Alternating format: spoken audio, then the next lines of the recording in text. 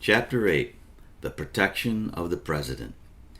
In the 100 years since 1865, 4 presidents of the United States have been assassinated: Abraham Lincoln, James A. Garfield, William McKinley, and John F. Kennedy.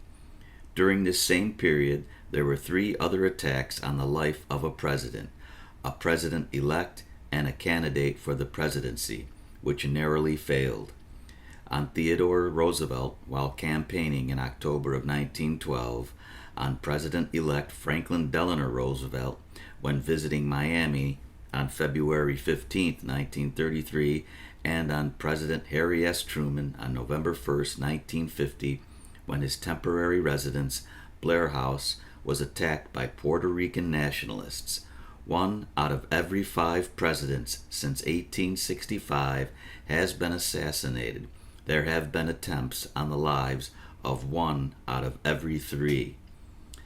Prompted by these dismaying statistics, the Commission has inquired into the problems and methods of presidential protection in effect at the time of President Kennedy's assassination. This study has led the Commission to conclude that the public interest might be served by any contribution it can make to the improvement of protective arrangements. The Commission has not undertaken a comprehensive examination of all facets of this subject. Rather, it has devoted its time and resources to those broader aspects of presidential protection to which the events of last November called attention. In this part of its inquiry, the Commission has had full access to a major study of all phases of protective activities prepared by the Secret Service for the Secretary of the Treasury following the assassination.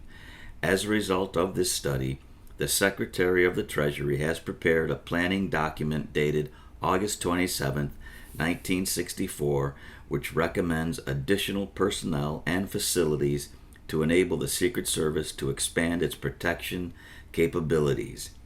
The Secretary of the Treasury submitted this planning document on August 31, 1964, to the Bureau of the Budget for review and approval.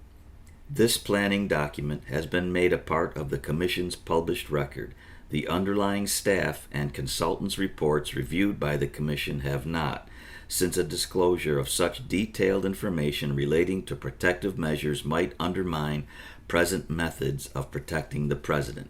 However, all information considered by the Commission which pertains to the protective function as it was carried out in Dallas has been published as part of this report. The protection of the President of the United States is an immensely difficult and complex task.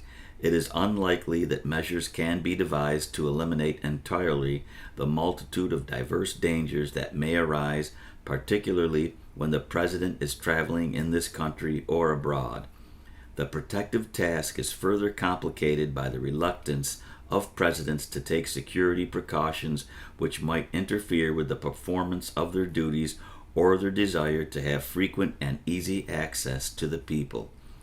The adequacy of existing procedures can fairly be assessed only after full consideration of the difficulty of the protective assignment, with particular attention to the diverse roles which the President is expected to fill. After reviewing this aspect of the matter, this chapter will set forth the Commission's conclusions regarding certain protective measures in force at the time of the Dallas trip and propose recommendations for improvements. The nature of the protective assignment. The President is head of state, chief executive, commander-in-chief, and leader of a political party. As the ceremonial head of the government, the President must discharge a wide range of public duties not only in Washington but throughout the land. In this role, he appears to the American people, in the words of William Howard Taft, as the personal embodiment and representative of their dignity and majesty.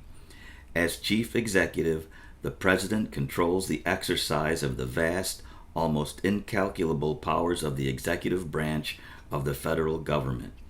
As Commander-in-Chief of the Armed Forces, he must maintain ultimate authority over the development and disposition of our military power. Finally, in accordance with George Washington's maxim that Americans have a government of accommodation as well as a government of laws, It is the president's right and duty to be the active leader of his party as when he seeks to be reelected or to maintain his party in power. In all of these roles, the president must go to the people. Exposure of the president to public view through travel among the people of this country is a great and historic tradition of American life. Desired by both the president and the public, it is an indispensable means of communication between the two. More often than not, presidential journeys have served more than one purpose at the same time: ceremonial, administrative, political. From George Washington to John F. Kennedy, such journeys have been a normal part of the president's activities. To promote nationwide acceptance of his administration, Washington made grand tours that served also to excite interest in the presidency. In recent years, presidential journeys have been frequent and extensive, partly because of the greater speed and comfort of travel, and partly because of the greater demands made on the president. It is now possible for presidents to travel the length and breadth of the land far larger than the United States in 1789, in less time than it took George Washington to travel from New York to Mount Vernon, or Thomas Jefferson from Washington to Monticello. During his presidency, Franklin D. Roosevelt made almost 400 journeys and traveled more than 350,000 miles. Since 1945, Roosevelt's successors have ranged the world, and their foreign journeys have come to be accepted as normal rather than extraordinary. John F. Kennedy's journey to Texas in November 1963 was in this tradition. His friend and special assistant, Kenneth O'Donnell, who accompanied him on his last visit to Dallas, stated the president's views of his responsibilities with simplicity and clarity. The president's views of his responsibilities as president of the United States were that he meet the people, that he go out to their homes and see them, and allow them to see him, and discuss, if possible, the views of the world as he sees it, the problems of the country as he sees them. And he felt that leaving Washington for the President of the United States was a most necessary, not only for the people, but for the President himself, that he expose himself to the actual basic problems that were disturbing the American people. It helped him in his job here. He was able to come back here with a fresh view of many things. I think he felt very strongly that the President ought to get out of Washington and go meet the people on a regular basis. Whatever their purpose, presidential journeys have greatly enlarged and complicated the task of protecting the president. The Secret Service and the federal, state, and local law enforcement agencies which cooperate with it have been confronted in recent years with increasingly difficult problems created by the greater exposure of the president during his travels and the greater diversity of the audiences he must face in a world torn by conflicting ideologies. If the sole goal were to protect the life of the president, it could be accomplished with reasonable assurance despite the multiple roles he must play. But his very position as representative of the people prevents him from effectively shielding himself from the people. He cannot and will not take the precautions of a dictator or a sovereign. Under our system, measures must be sought to afford security without impeding the president's performance of his many functions. The protection of the president must be thorough but inconspicuous to avoid even the suggestion of a garrison state. The rights of private individuals must not be infringed. If the protective job is well done, its performance will be evident only in the unexceptional fact of its success. The men in charge of protecting the president, confronted by complex problems and limited as they are in the measures they may employ, must depend upon the utmost cooperation and understanding from the public and the president. The problem and the reasonable approach to its solution were ably stated in a memorandum prepared by FBI Director J. Edgar Hoover for the president soon after the assassination. The degree of security that can be afforded the President of the United States is dependent to a considerable extent upon the degree of contact with the general public desired by the President. Absolute security is neither practical nor possible. An approach to complete security would require the President to operate in a sort of vacuum, isolated from the general public and behind impregnable barriers. His travel would be in secret, his public appearances would be behind bulletproof glass. A more practical approach necessitates compromise.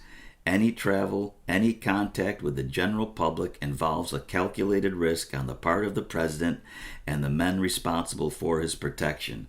Such risks can be lessened when the President recognizes the security problem, has confidence in the dedicated Secret Service men who are ready to lay down their lives for him, and accepts the necessary security precautions which they recommend.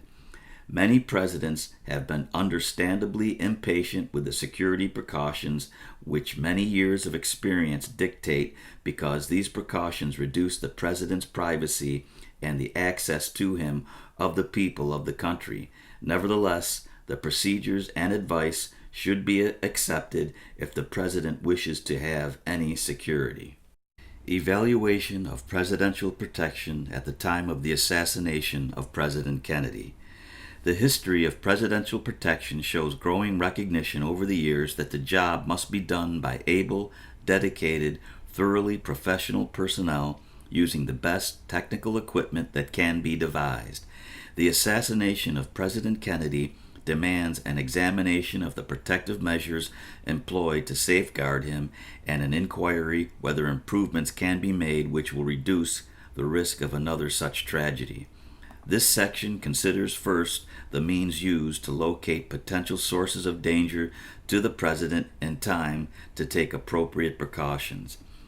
In this connection, the information available to federal agencies about Lee Harvey Oswald is set out, and the reasons why this information was not furnished to the Secret Service appraised. Second, the adequacy of other advanced preparations for the security of the President during his visit to Dallas, largely measures taken by the Secret Service, is considered. Finally, the performance of those charged with the immediate responsibility of protecting the President on November 22nd is reviewed. Intelligence functions relating to presidential protection at the time of the Dallas trip. A basic element of presidential protection is the identification and elimination of possible sources of danger to the President before the danger becomes actual. The Secret Service has attempted to perform this function through the activities of its Protective Research Section and requests to other agencies, federal and local, for useful information.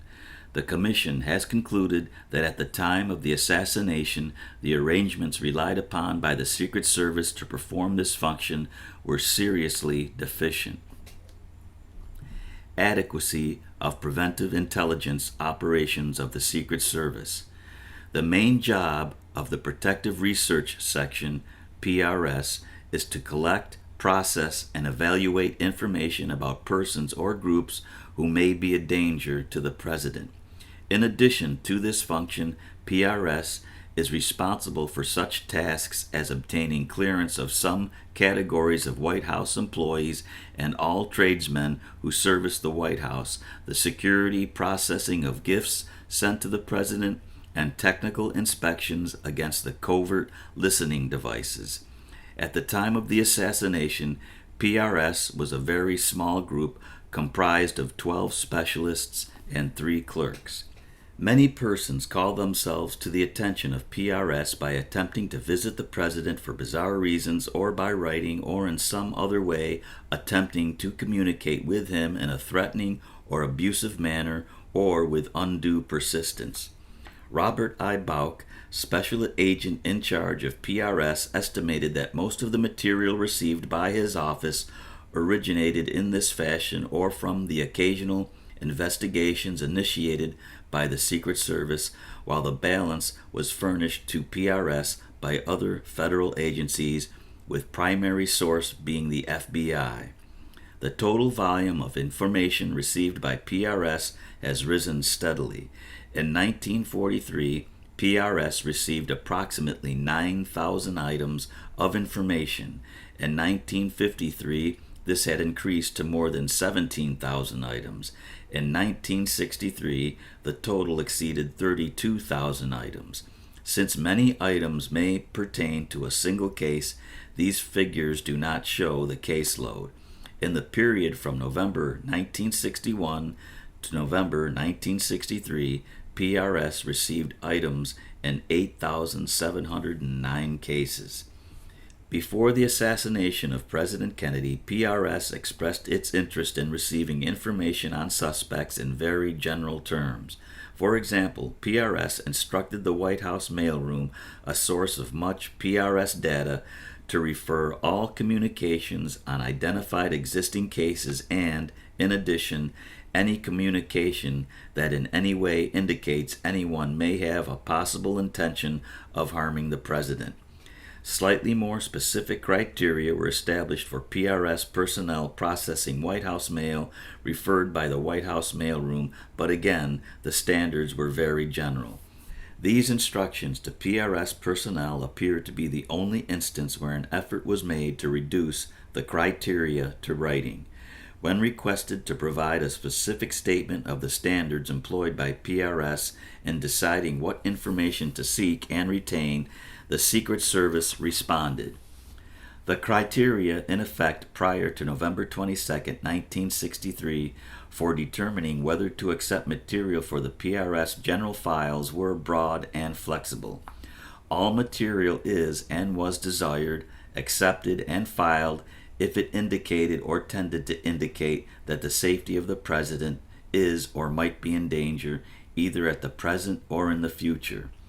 There are many actions, situations, and incidents that may indicate such potential danger. Some are specific, such as threats. Danger may be implied from others, such as membership or activity in an organization which believes in assassination as a political weapon. All material received by PRS was separately screened and a determination made as to whether the information might indicate possible harm to the president. If the material was evaluated as indicating some potential danger to the president, no matter how small, it was indexed in the general PRS files under the name of the individual or group of individuals to whom the material related. The general files of PRS consist of folders on individuals, card indexed by name. The files are manually maintained without use of any automatic data processing techniques. At the time of the assassination, the active PRS general files contained approximately 50,000 cases accumulated over a 20-year period, some of which included more than one individual. A case file was established if the information available suggested that the subject might be a danger to the president. Many of these cases were not investigated by PRS. The case file served merely as a repository for information until enough had accumulated to warrant an investigation. During the period November 1961 to November 1963, PRS investigated 34 newly established or reactivated cases concerning residents of Texas. Most of these cases involved persons who used threatening language in communications to or about the president. An additional 115 cases concerning Texas residents were established but not investigated. When PRS learns of an individual whose conduct warrants scrutiny, it requests an investigation by the closest Secret Service field office, of which there are 65 throughout the country. If the field office determines that the case should be subject to continuing review, PRS establishes a file which requires a checkup at least every 6 months. This might involve a personal interview or interviews with members of the person's household. Wherever possible, the Secret Service arranges for the family and friends of the individual and local law enforcement officials to advise the field office if the subject displays signs of increased danger or plans to leave his home area. At the time of the assassination, there were approximately 400 persons throughout the country who were subject to periodic review. If PRS concludes after investigation that an individual presents a significant danger to the life of the president, his name is placed in a TRIP index file, which is maintained on a geographical field office basis. At the time of the assassination, the names of about 100 persons were in this index, all of whom were included in the group of 400 being reviewed regularly. PRS also maintains an album of photographs and descriptions of about 12 to 15 individuals who are regarded as clear risks to the president and do not have a fixed place of residence. Members of the White House detail of the Secret Service have copies of this album. Individuals who are regarded as dangerous to the president and who are in penal or hospital custody are listed only in the general files of PRS, but there is a system for the immediate notification of the Secret Service by the confining institution when a subject is released or escapes. PRS attempts to eliminate serious risks by hospitalization or, where necessary, the prosecution of persons who have committed an offense such as threatening the president. In June 1964, PRS had arrangements to be notified about the release or escape of approximately 1,000 persons.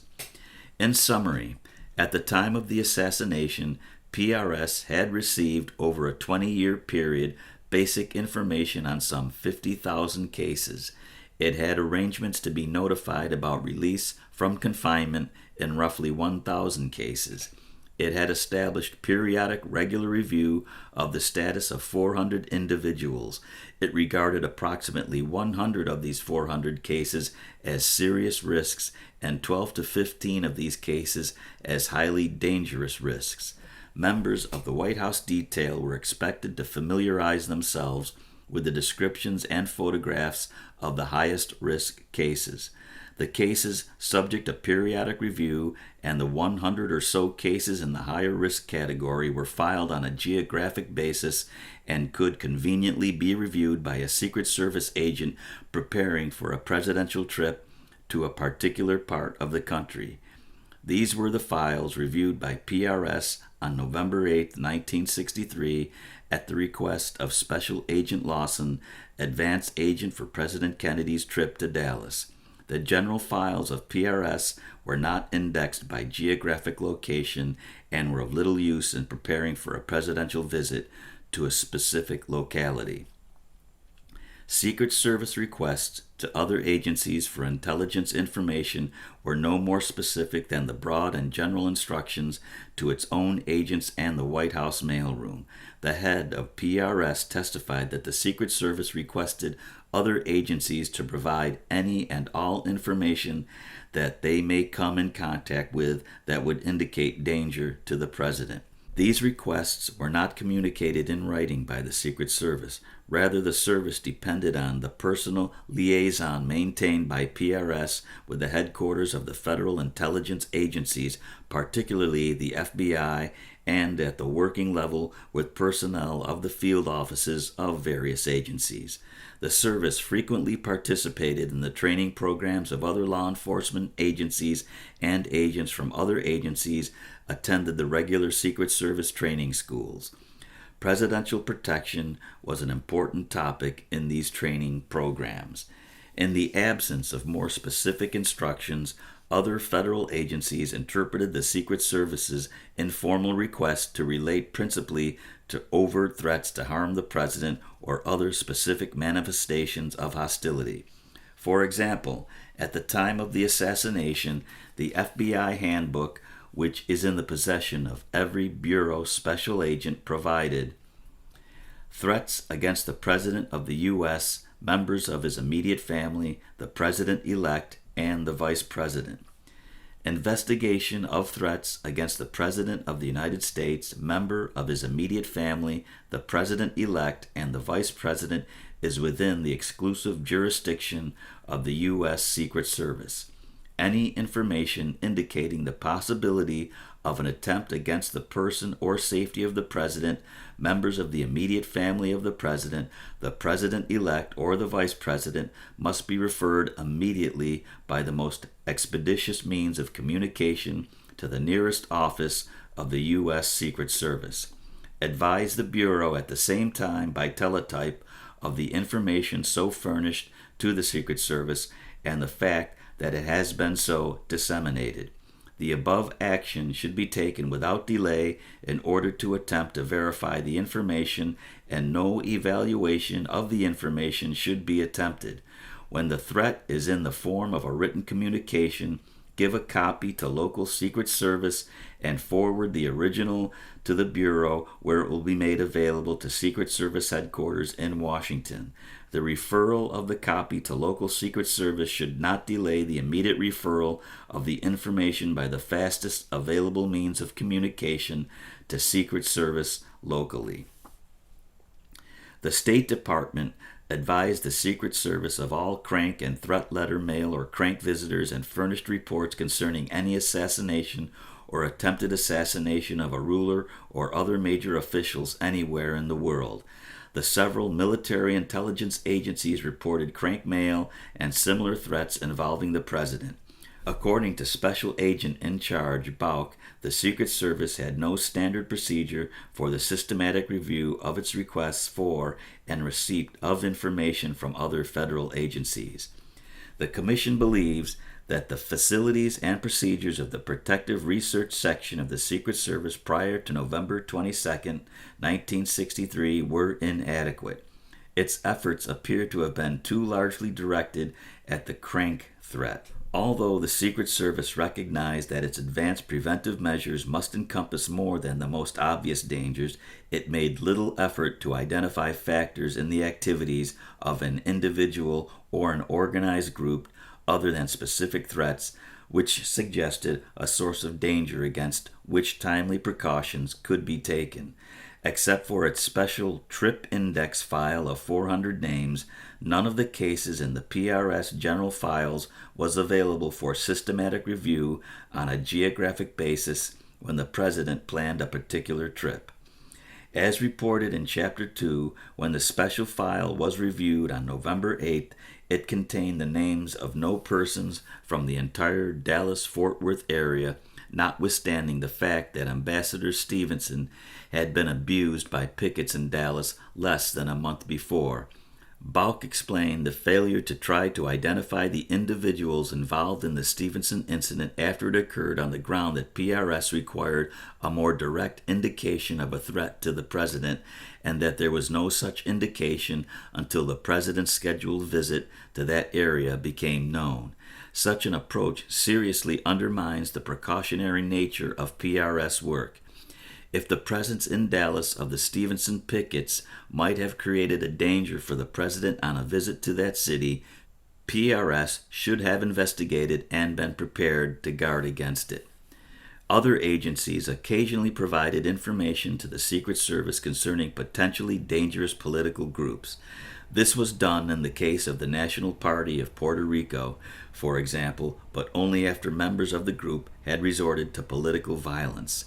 However, the vague requests for information which the Secret Service made to federal intelligence and law enforcement agencies were not well designed to elicit information from them about persons other than those who were obvious threats to the President. The requests shifted the responsibility for evaluating difficult cases from the service, the agency most responsible for performing that task, to other agencies. No specific guidance was provided. Although the CIA had on file requests from the Treasury Department for information on the counterfeiting of U.S. currency and certain smuggling matters, it had no written specification of intelligence information collected by CIA abroad, which was desired by the Secret Service in advance of presidential trips outside the United States. Information known about Lee Harvey Oswald prior to the assassination.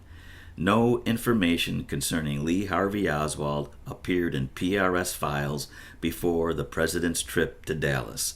Oswald was known to other federal agencies with which the Secret Service maintained intelligence liaison. The FBI had been interested in him to some degree at least since the time of his defection in October 1959. It had interviewed him twice shortly after his return to the United States, again a year later at his request, and was investigating him at the time of the assassination. The Commission has taken the testimony of Bureau agents who interviewed Oswald after his return from the Soviet Union and prior to November 22, 1963. The agent who was assigned his case at the time of the assassination, the director of the FBI, and the assistant to the director in charge of all investigative activities under the director and associate director. In addition, the director and deputy director for plans of the CIA testified concerning that agency's limited knowledge of Oswald before the assassination. Finally, the Commission has reviewed the complete files on Oswald as they existed at the time of the assassination of the Department of State, the Office of Naval Intelligence, the FBI, and the CIA. The information known to the FBI is summarized below. From defection to return to Fort Worth. The FBI opened a file on Oswald in October 1959 when news reports appeared of his defection to the Soviet Union. The file was opened for the purpose of correlating information inasmuch as he was considered a possible security risk in the event he returned to his country. Oswald's defection was also the occasion for the opening of files by the Department of State, CIA, and the Office of Naval Intelligence. Until April 1960, FBI activity consisted of placing in Oswald's file information regarding his relations with the U.S. Embassy in Moscow and background data relating largely to his prior military service provided by other agencies. In April 1960, Mrs. Marguerite Oswald and Robert Oswald were interviewed in the course of a routine FBI investigation of transfers of small sums of money from Mrs. Oswald to her son in Russia. During the next 2 years, the FBI continued to accumulate information and kept itself informed on Oswald's status by periodic reviews of State Department and Office of Naval Intelligence files. In this way, it learned that when Oswald had arrived in the Soviet Union, he had attempted to renounce his U.S. citizenship and applied for Soviet citizenship, had described himself as a Marxist, has said he would give the Soviet Union any useful information he had acquired as a Marine radar technician, and had displayed an arrogant and aggressive attitude at the U.S. Embassy. It learned also that Oswald had been discharged from the Marine Corps Reserve as undesirable in August 1960. In June 1962, the Bureau was advised by the Department of State of Oswald's plan to return to the United States. The Bureau made arrangements to be advised by immigration authorities of his return and instructed the Dallas office to interview him when he got back to determine whether he had been recruited by a Soviet intelligence service. Oswald's file at the Department of State Passport Office was reviewed in June 1962. It revealed his letter of January 30th, 1962, to Secretary of the Navy Connolly, in which he protested his discharge and declared that he would use all means to correct it. The file reflected the department's determination that Oswald had not expatriated himself. From return to Fort Worth to move to New Orleans. Oswald was first interviewed by FBI agents John W. Fain and B. Tom Carter on June 26, 1962 in Fort Worth. Agent Fain reported to headquarters that Oswald was impatient and arrogant and unwilling to answer questions regarding his motive for going to the Soviet Union. Oswald denied that he had ever denounced his U.S. citizenship and that he had ever applied for Soviet citizenship specifically. Oswald was, however, willing to discuss his contacts with Soviet authorities. He denied having any involvement with Soviet intelligence agencies and promised to advise the FBI if he heard from them. Agent Fain was not satisfied by this interview and arranged to see Oswald again on August 16, 1962. According to Fain's contemporaneous memorandum and his present recollection, while Oswald remained somewhat evasive at this interview, he was not antagonistic and seemed generally to be settling down. Marina Oswald, however, recalled that her husband was upset by this interview. Oswald again agreed to advise the FBI if he were approached under suspicious circumstances. However, he deprecated the possibility of this happening, particularly since his employment did not involve any sensitive information.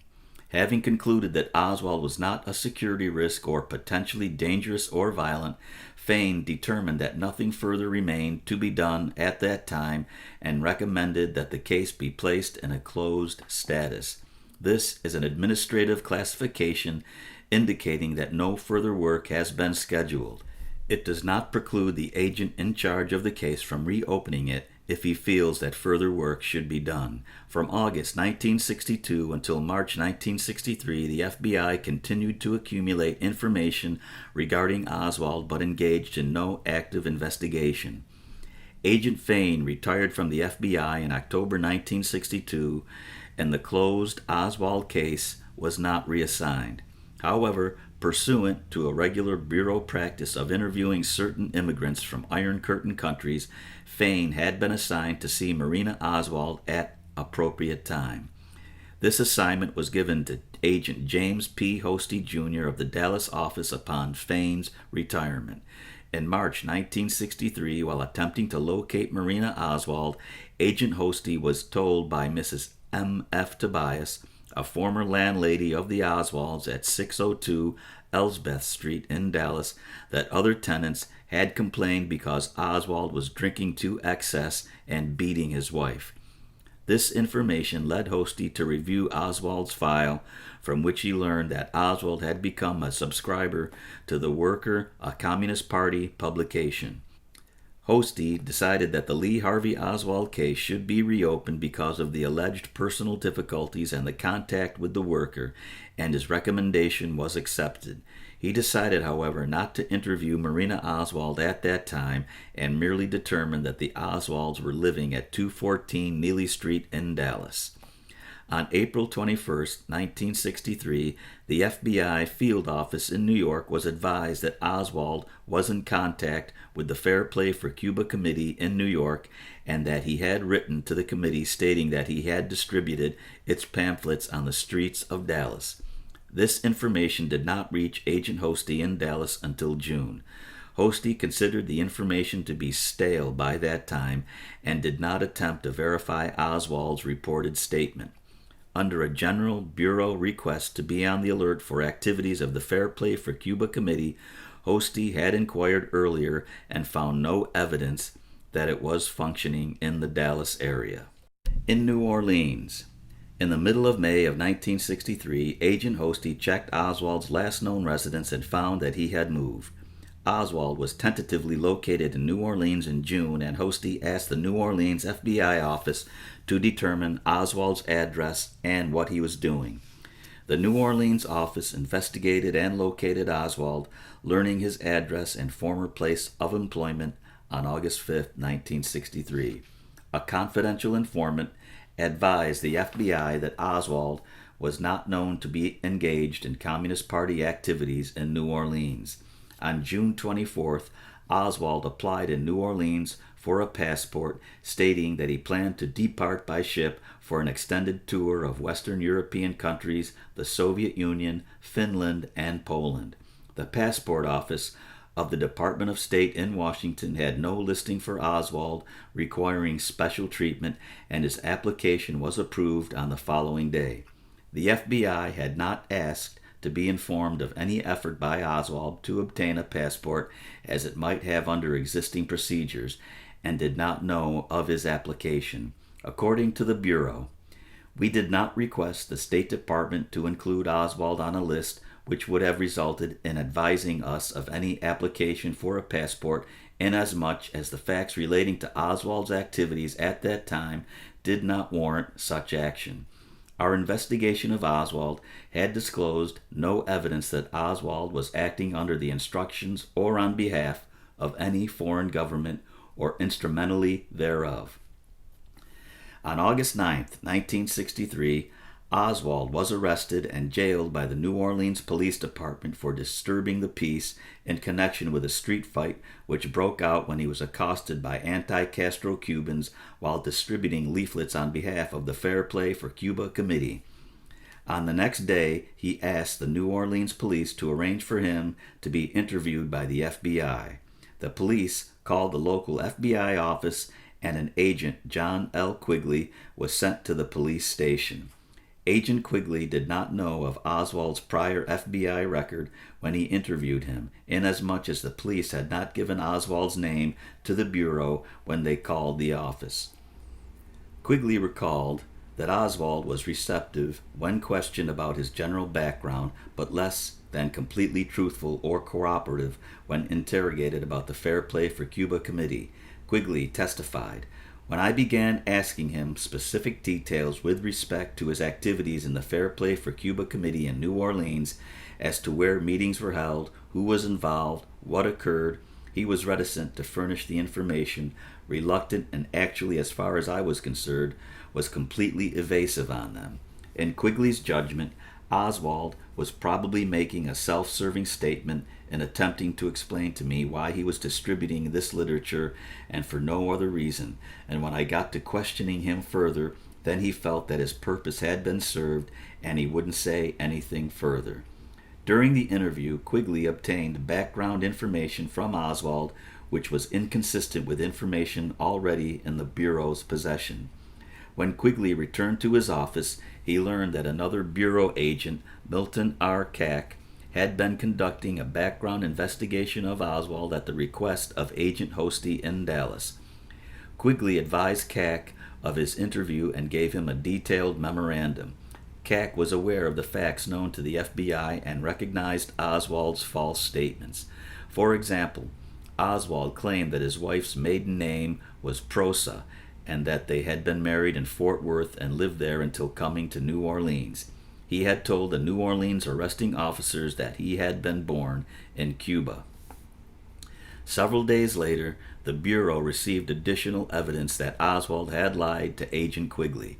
On August 22nd, it learned that Oswald had appeared on a radio discussion program on August 21st. William Stuckey, who had appeared on the radio program with Oswald, told the Bureau on August 30th that Oswald had told him that he had worked and had been married in the Soviet Union. Neither these discrepancies nor the fact that Oswald had initiated the FBI interview was considered sufficiently unusual to necessitate another interview. Alan H. Belmont, associate to the director of the FBI, stated the Bureau's reasoning in this way.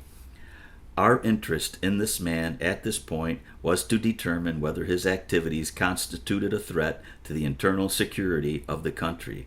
It was apparent that he had made self-serving statements to Agent Quigley. It became a matter of record in our files as a part of the case, and if we determined that the course of the investigation required us to clarify or face him down with this information, we would do it at the appropriate time.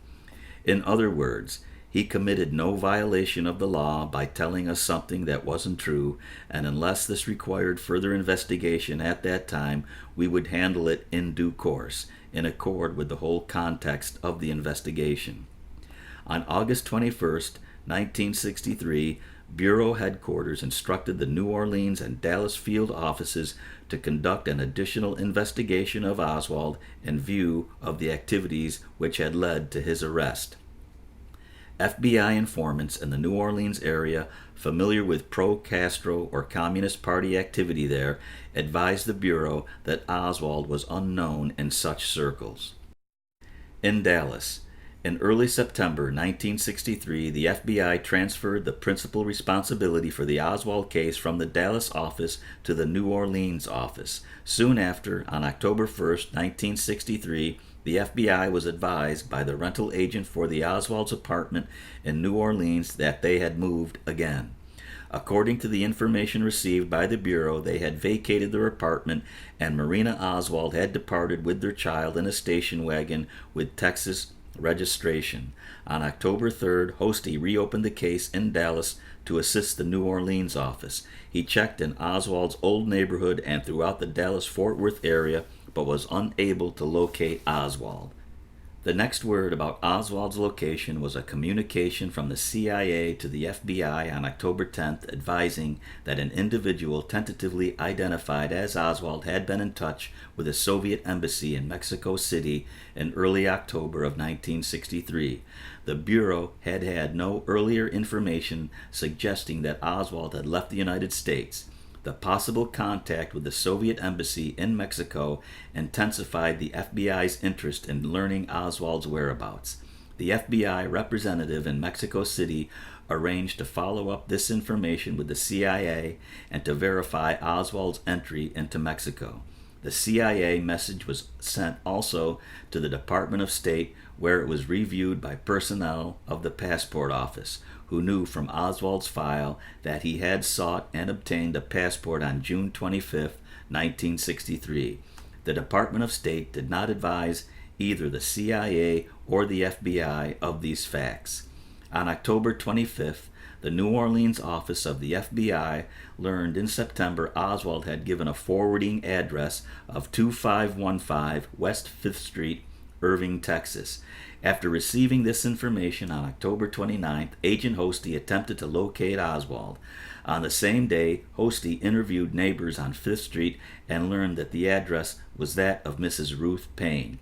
He conducted a limited background investigation of the Paynes, intending to interview Mrs. Payne and ask her particularly about Oswald's whereabouts.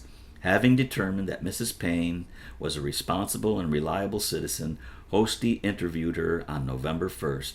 This interview lasted about 20 to 25 minutes. In response to Hosty's inquiries, Mrs. Payne readily admitted that Mrs. Marina Oswald and Lee Oswald's two children were staying with her. She said that Lee Oswald was living somewhere in Dallas. She didn't know where. She said it was in the Oak Cliff area, but she didn't have his address. I asked her if she knew where he worked. After a moment's hesitation, she told me that he worked at the Texas School Book Depository near the downtown area of Dallas. She didn't have the exact address, and it is my recollection that we went to the phone book and looked it up, found it to be 411 Elm Street. Mrs. Payne told Hosty also that Oswald was living alone in Dallas because she did not want him staying at her house, although she was willing to let Oswald visit his wife and children. According to Hosty, Mrs. Payne indicated that she thought she could find out where Oswald was living and would let him know. At this point in the interview, Hosty gave Mrs. Payne his name and office telephone number on a piece of paper. At the end of the interview, Marina Oswald came into the room. When he observed that she seemed quite alarmed about the visit, Hosty assured her, through Mrs. Payne as interpreter, that the FBI would not harm or harass her. On November 4th, Hosty telephoned the Texas School Book Depository and learned that Oswald was working there and that he had given as his address Mrs. Payne's residence in Irving. Hosty took the necessary steps to have the Dallas office of the FBI, rather than the New Orleans office, reestablished as the office with principal responsibility. On November 5th, Hosty was traveling near Mrs. Payne's home and took the occasion to stop by to ask whether she had any further information. Mrs. Payne had nothing to add to what she had already told him, except that during a visit that past weekend, Oswald had said that he was a Trotskyite communist and that she found this and similar statements illogical and somewhat amusing. On this occasion, Hosty was at the Payne residence for only a few minutes. During neither interview did Hosty learn Oswald's address or telephone number in Dallas. Mrs. Payne testified that she learned Oswald's telephone number at the Beckley Street rooming house in the middle of October, shortly after Oswald rented the room on October 14th. As discussed in Chapter 6, she failed to report this to Agent Hosty because she thought the FBI was in possession of a great deal of information and certainly would find it very easy to learn where Oswald was living. Hosty did nothing further in connection with the Oswald case until after the assassination.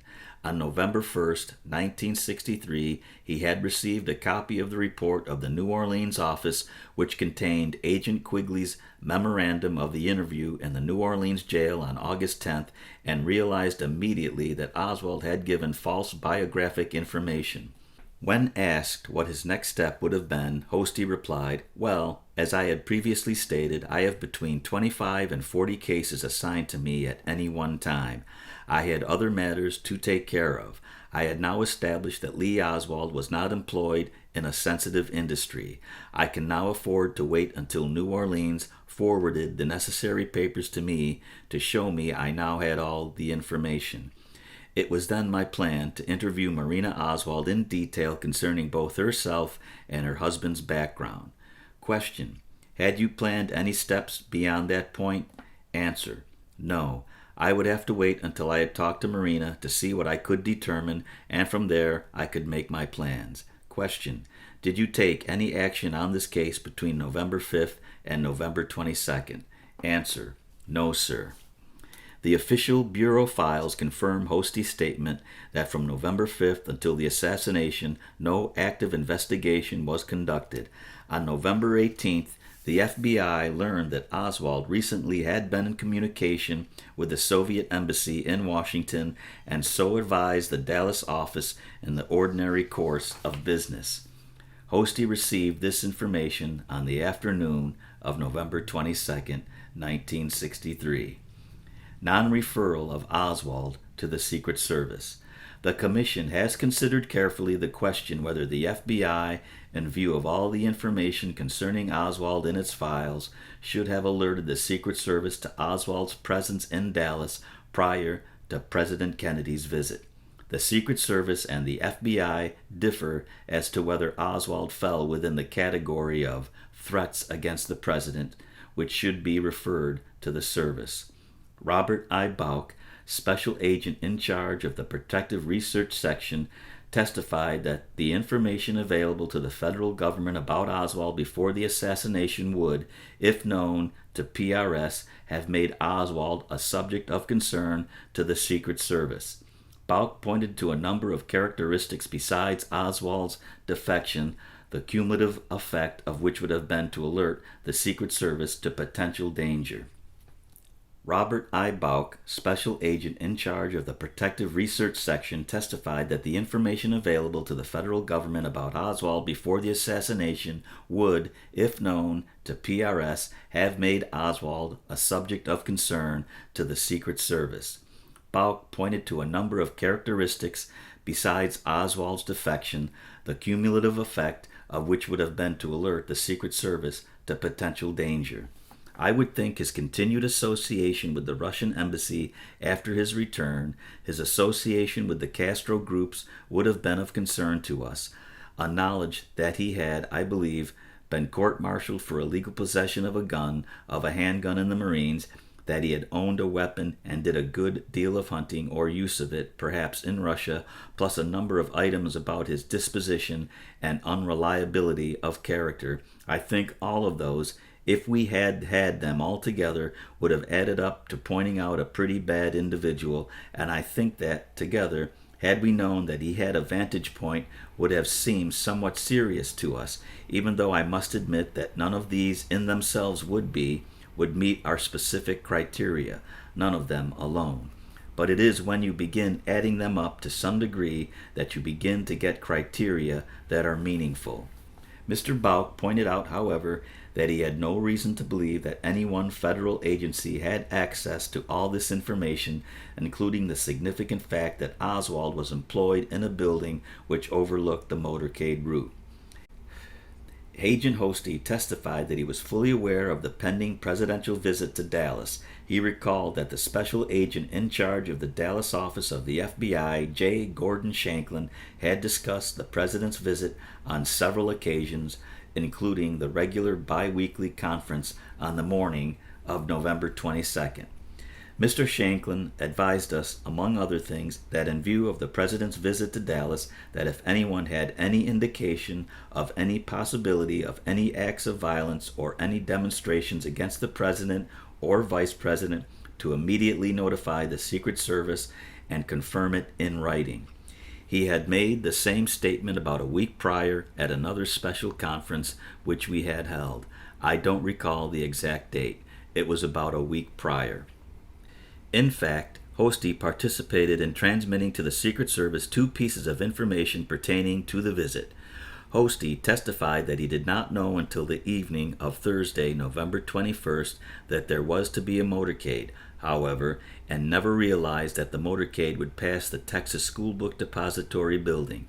He testified that he did not read the newspaper story describing the motorcade route in detail, since he was interested only in the fact that the motorcade was coming up Main Street, where maybe I could watch it if I had a chance.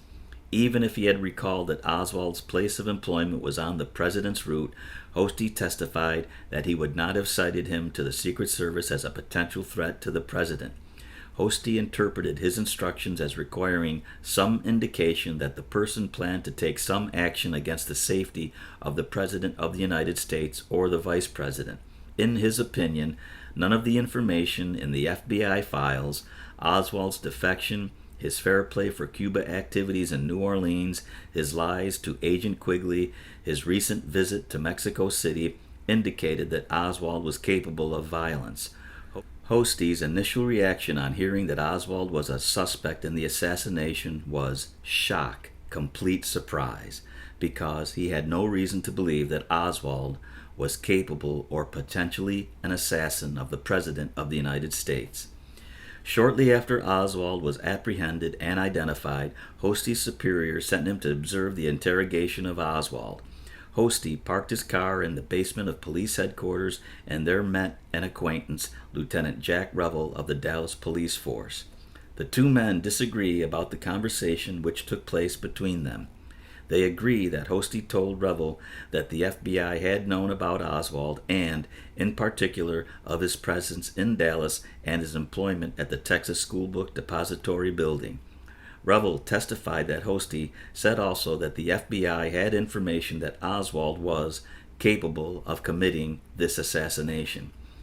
According to Revel, Hosty indicated that he was going to tell this to Lieutenant Wells of the Homicide and Robbery Bureau. Revel promptly made a memorandum of this conversation in which the quoted statement appears. His secretary testified that she prepared such a report for him that afternoon, and Chief of Police Jesse E. Curry and District Attorney Henry M. Wade both testified that they saw it later that day.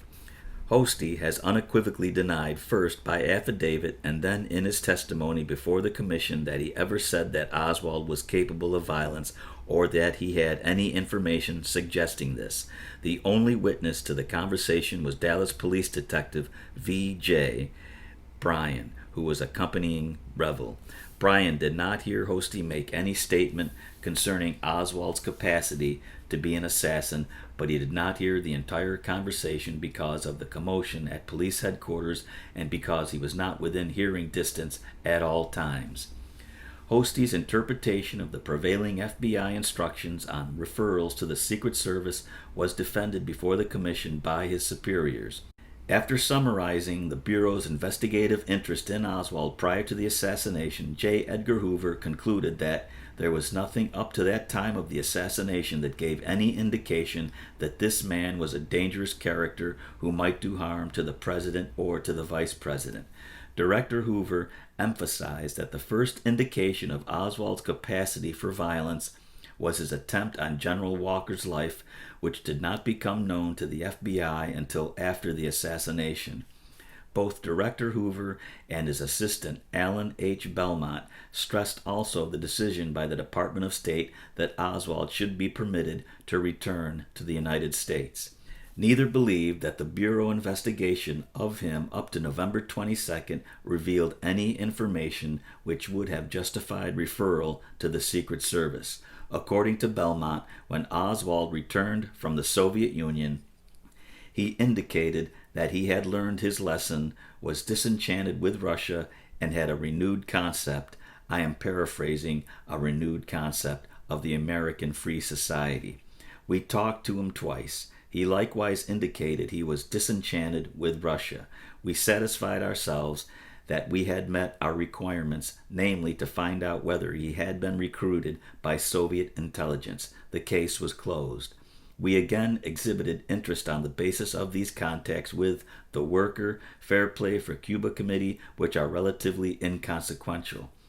His activities for the Fair Play for Cuba Committee in New Orleans, we knew, were not of real consequence, as he was not connected with any organized activity there. The interview with him in jail is not significant from the standpoint of whether he had any propensity for violence. This is the Quigley interview you are talking about? Yes, it was a self-serving interview. The visits with the Soviet embassy were evidently for the purpose of securing a visa, and he told us during one of the interviews that he would probably take his wife back to Soviet Russia sometime in the future. He had come back to Dallas.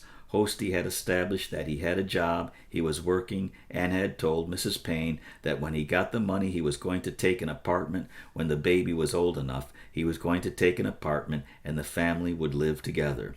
He gave evidence of settling down. Nowhere during the course of this investigation or the information that came to us from other agencies was there any indication of a potential for violence on his part. Consequently, there was no basis for Hosty to go to Secret Service and advise them of Oswald's presence. As reflected in his testimony, the officials of the FBI believed that there was no data in its files which gave warning that Oswald was a source of danger to President Kennedy. While he had expressed hostility at times toward the State Department, the Marine Corps, and the FBI as agents of the government, so far as the FBI knew, he had not shown any potential for violence. Prior to November 22, 1963, no law enforcement agency had any information to connect Oswald with the attempted shooting of General Walker.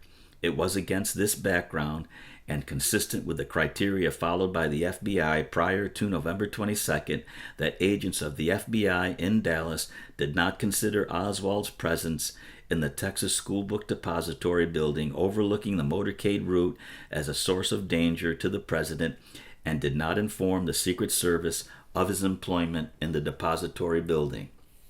The Commission believes, however, that the FBI took an unduly restrictive view of its responsibilities in preventive intelligence work prior to the assassination. The Commission appreciates the large volume of cases handled by the FBI, 636, 371 investigative matters during fiscal year 1963. There were no Secret Service criteria which specifically required the referral of Oswald's case to the Secret Service, nor was there any requirement to report the names of defectors. However, there was much material in the hands of the FBI about Oswald, the knowledge of his defection, his arrogance and hostility to the United States, his pro-Castro tendencies, his lies when interrogated by the FBI, his trip to Mexico, where he was in contact with Soviet authorities, his presence in the school book depository job, and its location along the route of the motorcade.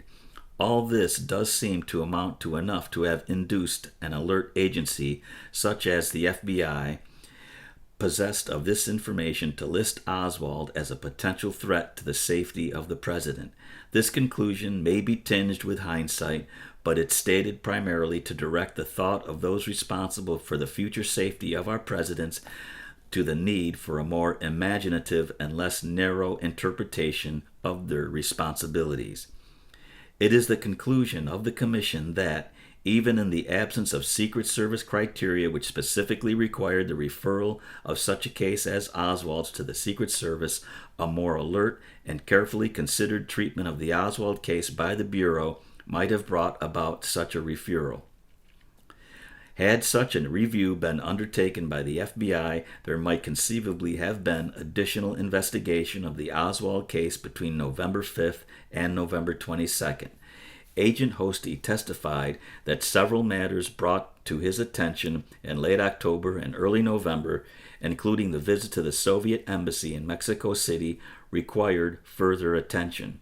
Under proper procedures, knowledge of the pending presidential visit might have prompted Hosty to have made more vigorous efforts to locate Oswald's rooming house address in Dallas and to interview him regarding these unresolved matters. The formal FBI instructions to its agents outlining the information to be referred to the Secret Service were too narrow at the time of the assassination. While the Secret Service bears the principal responsibility for this failure, the FBI instructions did not reflect fully the Secret Service's need for information regarding potential threats. The handbook referred thus to the possibility of an attempt against the person or safety of the president. It is clear from Hosty's testimony that this was construed, at least by him, as requiring evidence of a plan or conspiracy to injure the president. Efforts made by the Bureau since the assassination, on the other hand, reflect keen awareness of the necessity of communicating a much wider range of intelligence information to the service. Most important, notwithstanding that both agencies have professed to the Commission that the liaison between them was close and fully sufficient, the Commission does not believe that the liaison between the FBI and the Secret Service prior to the assassination was as effective as it should have been. The FBI Manual of Instructions provided liaison with other government agencies. To ensure adequate and effective liaison arrangements, each SAC should specifically designate an agent or agents to be responsible for developing and maintaining liaison with other federal agencies. This liaison should take into consideration FBI agency community of interests, location of agency headquarters, and the responsiveness of agency representatives. In each instance, liaison contacts should be developed to include a close, friendly relationship, mutual understanding of FBI and agency jurisdictions, and an indicated willingness by the agency representative to coordinate activities and to discuss problems of mutual interest. Each field office should determine those federal agencies which are represented locally and with which liaison should be conducted. The testimony reveals that liaison responsibilities in connection with the president's visit were discussed twice officially by the special agent in charge of the FBI office in Dallas. As discussed in Chapter 2, some limited information was made available to the Secret Service, but there was no fully adequate liaison between the two agencies. Indeed, the Commission believes that the liaison between all federal agencies responsible for presidential protection should be improved. Other protective measures and aspects of Secret Service performance. The President's trip to Dallas called into play many standard operating procedures of the Secret Service in addition to its preventive intelligence operations. Examination of these procedures shows that in most respects they were well conceived and ably executed by the personnel of the service. Against the background of the critical events of November 22nd, however, certain shortcomings and lapses from the high standards which the Commission believes should prevail in the field of presidential protection are evident. Advanced preparations. The advanced preparations in Dallas by Agent Winston G. Lawson of the White House detail have been described in Chapter 2. With the assistance of Agent in Charge Sorrells of the Dallas Field Office of the Secret Service, Lawson was responsible for working out a great many arrangements for the President's trip. The service prefers to have two agents perform advanced preparations. In the case of Dallas, because President Kennedy had scheduled visits to 5 Texas cities and had also scheduled visits to other parts of the country immediately before the Texas trip, there were not enough men available to permit 2 agents to be assigned to all the advance work. Consequently, Agent Lawson did the advance work alone from November 13th to November 18th, when he was joined by Agent David B. Grant, who had just completed advance work on the President's trip to Tampa. The Commission concludes that the most significant advance arrangements for the President's trip were soundly planned. In particular, the Commission believes that the motorcade route selected by Agent Lawson upon the advice of Agent in Charge Sorrells and with the concurrence of the Dallas Police was entirely appropriate in view of the known desires of the President. There were far safer routes via freeways directly to the Trade Mart, but these routes would not have been in accordance with the White House staff instructions given the Secret Service for a desirable motorcade route. Much of Lawson's time was taken with establishing adequate security over the motorcade route and at the two places where the President would stop, Love Field and the Trade Mart. The Commission concludes that the arrangements worked out at the Trade Mart by the Secret Service agents with the cooperation of the Dallas Police and other law enforcement agents were carefully executed. Since the President was to be at the Trade Mart longer than at any other location in Dallas and in view of the security hazards presented by the building, the Secret Service correctly gave particular attention in the advance preparation to those arrangements. The Commission also regards the security arrangements worked out by Lawson and Sorrells at Love Field as entirely adequate. The Commission believes, however, that the Secret Service has inadequately defined the responsibilities of its advance agents who have been given broad discretion to determine what matters require attention in making advance preparations and to decide what action to take. Agent Lawson was not given written instructions concerning the Dallas trip or advice about any peculiar problems which it might involve. All instructions from higher authority were communicated to him orally. He did not have a checklist of the tasks he was expected to accomplish, either by his own efforts or with the cooperation of local authorities. The only systematic supervision of the activities of the advance agent has been that provided by a requirement that he file interim and final reports on each advance assignment.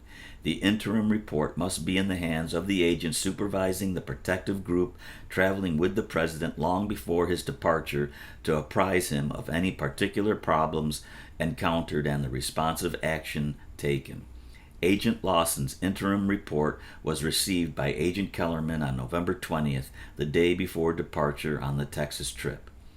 The Secret Service has advised the Commission that no unusual precautions were taken for the Dallas trip and that the precautions taken for the President's trip were the usual safeguards employed on trips of this kind in the United States during the previous year. Special Agent in Charge Sorrells testified that the advance preparations followed on this occasion were pretty much the same as those followed in 1936 during a trip to Dallas by President Roosevelt, which was Sorrells' first important assignment in connection with presidential work. In view of the constant change in the nature of threats to the President and the diversity of the dangers which may arise in the various cities within the United States, the Commission believes that standard procedures in use for many years and applied in all parts of the country may not be sufficient. There is, for example, no Secret Service arrangement for evaluating before a trip particular difficulties that might be anticipated which would bring to bear the judgment and experience of members of the White House detail other than the advance agent. Constant reevaluation of procedures with attention to special problems and the development of instructions specific to particular trips would be a desirable innovation. Liaison with local law enforcement authorities. In the description of the important aspects of the advance preparation, there have been references to the numerous discussions between Secret Service representatives and the Dallas Police Department. The wholehearted support of these local authorities was indispensable to the service in carrying out its duties. The service had 28 agents participating in the Dallas visit. Agent Lawson's advance planning called for the deployment of almost 600 members of the Dallas Police Department, Fire Department, County Sheriff's Department, and the Texas Department of Public Safety. Despite this dependence on local authorities, which would be substantially the same on a visit by the President to any large city, the Secret Service did not at the time of the assassination have any established procedure governing its relationships with them. It had no prepared checklist of matters to be covered with local police on such visits to metropolitan areas, and no written description of the role the local police were expected to perform. Discussions with the Dallas authorities and requests made of them were entirely informal. The Commission believes that a more formal statement of assigned responsibilities, supplemented in each case to reflect the peculiar conditions of each presidential trip, is essential. This would help to eliminate varying interpretations of Secret Service instructions by different local law enforcement representatives. For example, while the Secret Service representatives in Dallas asked the police to station guards at each overpass to keep unauthorized personnel off, this term was not defined. At some overpasses, all persons were excluded, while on the overpass overlooking the assassination scene, railroad and yard terminal workmen were permitted to remain under police supervision, as discussed in Chapter 3. Assistant Chief Batchelor of the Dallas Police noted the absence of any formal statement by the Secret Service of specific work assigned to the police and suggested the desirability of such a statement. Agent Lawson agreed that such a procedure would assist him and other agents in fulfilling their responsibilities as advance agents. Check of buildings along the route of motorcade. Agent Lawson did not arrange for a prior inspection of buildings along the motorcade route, either by police or by custodians of the buildings, since it was not the usual practice of the Secret Service to do so. The Chief of the Service has provided the Commission a detailed explanation of this policy. Except for inauguration or other parades involving foreign dignitaries accompanied by the President in Washington, it has not been the practice of the Secret Service to make surveys or checks of buildings along the route of a presidential motorcade. For the inauguration and certain other parades in Washington where the traditional route is known to the public long in advance of the event, buildings along the route can be checked by teams of law enforcement officers, and armed guards are posted along the route as appropriate. But on out-of-town trips, where the route is decided on and made public only a few days in advance, buildings are not checked either by Secret Service agents or by any other law enforcement officers at the request of the Secret Service. With the number of men available to the Secret Service and the time available, surveys of hundreds of buildings and thousands of windows is not practical. In Dallas, the route selected necessarily involved passing through the principal downtown section between tall buildings. While certain streets thought to be too narrow could be avoided and other choices made, it was not practical to select a route where the president could not be seen from roofs or windows of buildings. At the two places in Dallas where the president would remain for a period of time, Love Field and the Trade Mart, arrangements were made for building and roof security by posting police officers where appropriate. Similar arrangements for a motorcade of 10 miles, including many blocks of tall commercial buildings, is not practical, nor is it practical to prevent people from entering such buildings or to limit access in every building to those employed or having business there. Even if it were possible with a vastly larger force of security officers to do so, many observers have felt that such a procedure would not be consistent with the nature and purpose of the motorcade to let the people see their president and to welcome him to their city. In accordance with its regular procedures, no survey or other check was made by the Secret Service or by any other law enforcement agency at its request of the Texas School Book Depository Building or those employed there prior to the time the president was shot. The justification of the Secret Service's standing policy is not persuasive. The danger from a concealed sniper on the Dallas trip was a concern to those who had considered the problem. President Kennedy himself had mentioned it that morning, as had Agent Sorrells when he and Agent Lawson were fixing the motorcade route. Admittedly, Protective measures cannot ordinarily be taken with regard to all buildings along a motorcade route. Levels of risk can be determined, however, as has been confirmed by building surveys made since the assassination for the Department of the Treasury. An attempt to cover only the most obvious points of possible ambush along the route in Dallas might well have included the Texas School Book Depository building. Instead of such advanced precautions, the Secret Service depended in part on the efforts of local law enforcement personnel stationed along the route. In addition, Secret Service agents riding in the motorcade were trained to scan buildings as part of their general observation of the crowd of spectators. These substitute measures were of limited value. Agent Lawson was unable to state whether he had actually instructed the Dallas police to scan windows of buildings lining the motorcade route, although it was his usual practice to do so. If such instructions were in fact given, they were not effectively carried out. Television films taken of parts of the motorcade by a Dallas television station show the foot patrolmen facing the passing motorcade and not the adjacent crowds and buildings as the procession passed.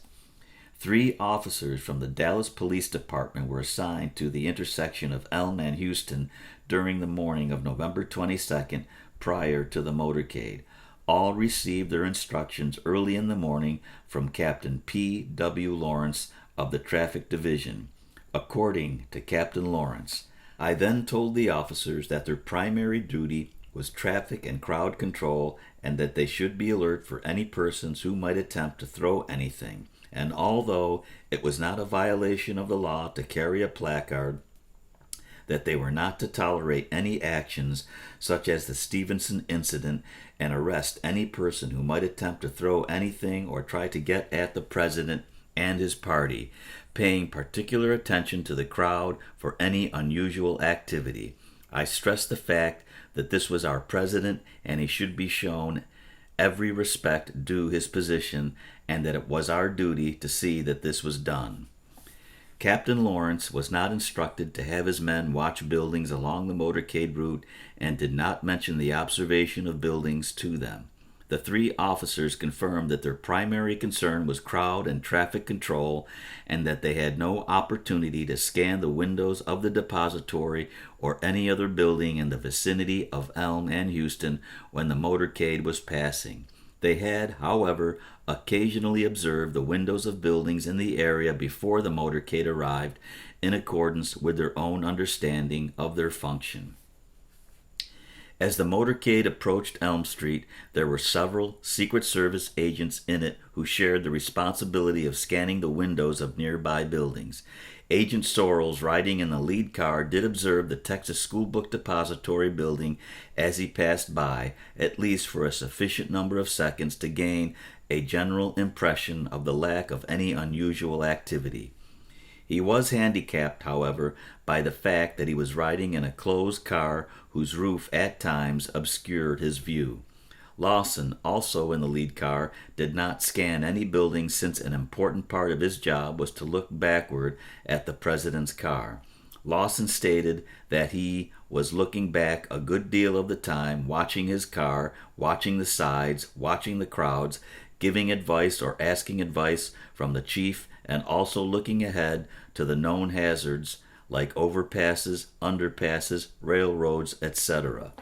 Agent Roy H. Kellerman, riding in the front seat of the presidential car, stated that he scanned the depository building but not sufficiently to be alerted by anything in the windows or on the roof. The agents in the follow-up car also were expected to scan adjacent buildings. However, the Commission does not believe that agents stationed in a car behind the presidential car, who must concentrate primarily on the possibility of threats from crowds along the route, provide a significant safeguard against dangers in nearby buildings. Conduct of Secret Service agents in Fort Worth on November 22nd. In the early morning hours of November 22, 1963, in Fort Worth, there occurred a breach of discipline by some members of the Secret Service who were officially traveling with the president. After the president had retired at his hotel, 9 agents who were off duty went to the nearby Fort Worth Press Club at midnight or slightly thereafter, expecting to obtain food. They had had little opportunity to eat during the day. No food was available at the press club. All of the agents stayed for a drink of beer or, in several cases, a mixed drink. According to their affidavits, the drinking in no case amounted to more than 3 glasses of beer or 1.5 mixed drinks, and others who were present say that no agent was inebriated or acted improperly. The statements of the agents involved are supported by statements of members of the Fort Worth press who accompanied or observed them and by a Secret Service investigation. According to their statements, the agents remained at the press club for periods varying from 30 minutes to an hour and a half, and the last agent left the press club by 2 a.m. 2 of the 9 agents returned to their rooms. The 7 others proceeded to an establishment called the Cellar Coffee House, described by some as a beatnik place and by its manager as a unique show place with continuous light entertainment all night, serving only coffee, fruit juices, and no hard liquors or beer. There is no indication that any of the agents who visited the Cellar Coffee House had any intoxicating drink at that establishment. Most of the agents were there from about 1:30 or 1:45 a.m. to about 2:45 or 3 a.m. One agent was there from 2 until 5 a.m. The lobby of the hotel and the areas adjacent to the quarters of the president were guarded during the night by members of the midnight to 8 a.m. shift of the White House detail. These agents were each relieved for a half-hour break during the night. 3 members of this shift separately took this opportunity to visit the Cellar Coffee House. Only one stayed as long as a half hour, and none had any beverage there. Chief Frawley testified that agents on duty in such a situation usually stay within the building during the relief, but that their visits to the cellar were neither consistent nor inconsistent with their duty. Each of the agents who visited the press club or the Cellar Coffee House, apart from the 3 members of the midnight shift, had duty assignments beginning no later than 8 a.m. that morning. President Kennedy was scheduled to speak across the street from his hotel in Fort Worth at 8:30 a.m. and then at a breakfast, after which the entourage would proceed to Dallas. In Dallas, one of the 9 agents was assigned to assist in security measures at Love Field, and 4 had protective assignments at the Trade Mart. The remaining 4 had key responsibilities as members of the complement of the follow-up car in the motorcade.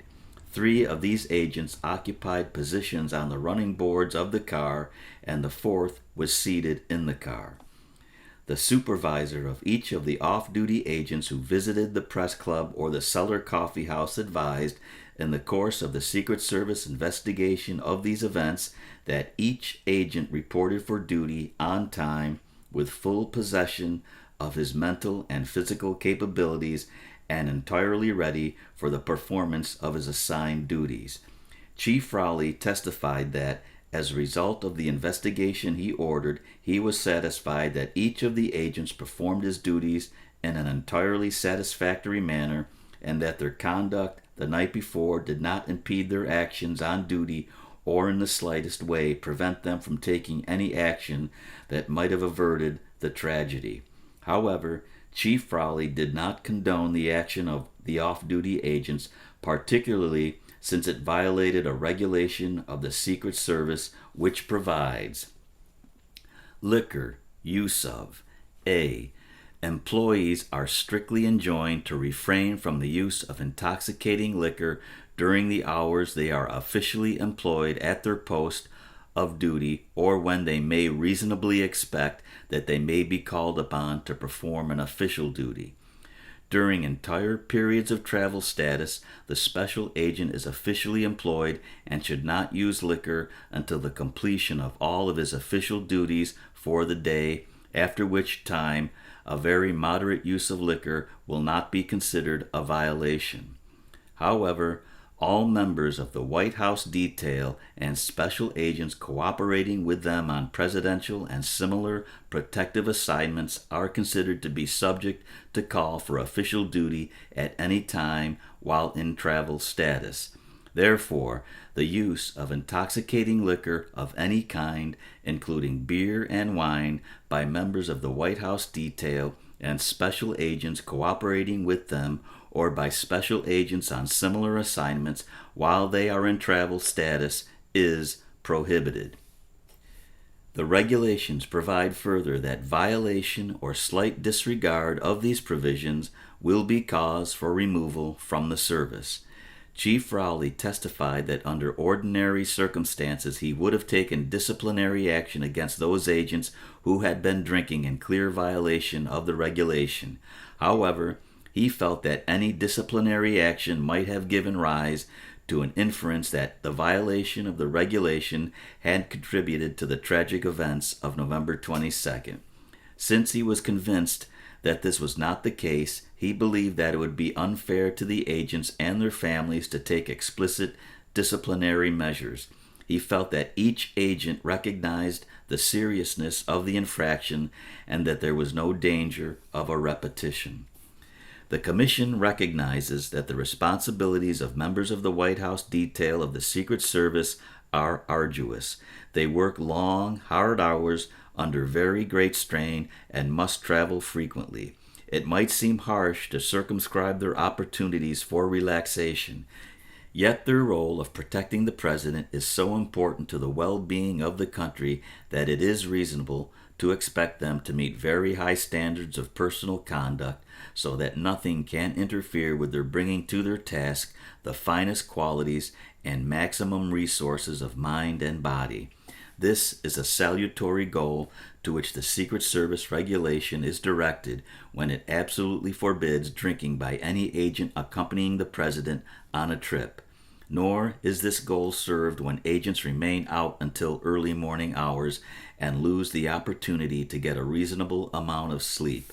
It is conceivable that those men who had little sleep and who had consumed alcoholic beverages, even in limited quantities, might have been more alert in the Dallas motorcade if they had retired promptly in Fort Worth.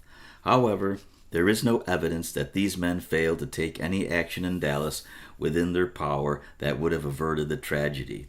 As will be seen, the instantaneous and heroic response to the assassination of some of the agents concerned was in the finest tradition of government service. The motorcade in Dallas. Rigorous security precautions had been arranged at Love Field with the local law enforcement authorities by Agent Sorrells and Lawson.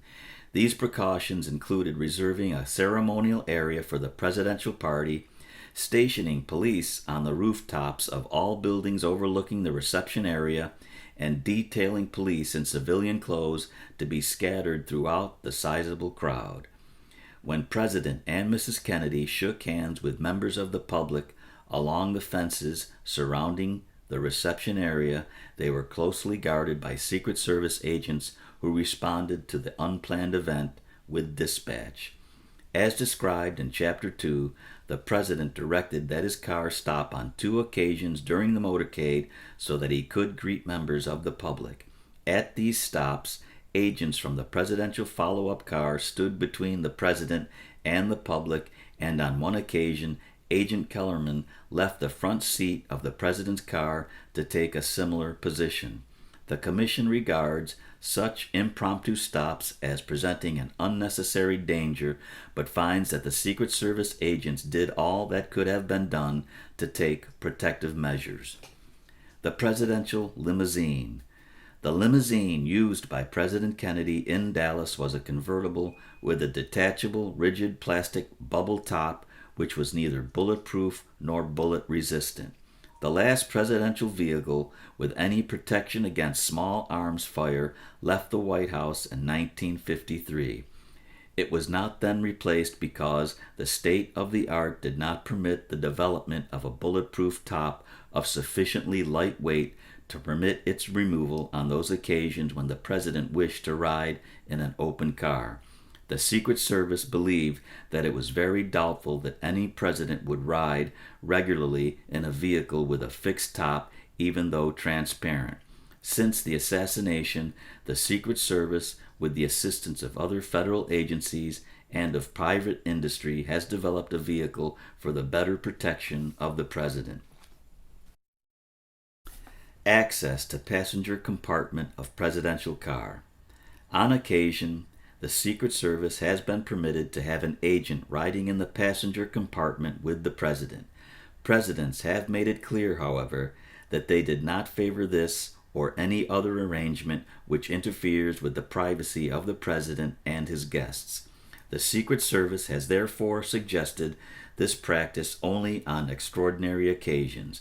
Without attempting to prescribe or recommend specific measures which should be employed for the future protection of presidents, the Commission does not believe that there are aspects of the protective measures employed in the motorcade at Dallas which deserve special comment. The presidential vehicle in use in Dallas described in Chapter 2 had no special design or equipment which would have permitted the Secret Service agent riding in the driver's compartment to move into the passenger section without hindrance or delay. Had the vehicle been so designed, it is possible that an agent riding in the front seat could have reached the president in time to protect him from the second and fatal shot to hit the president.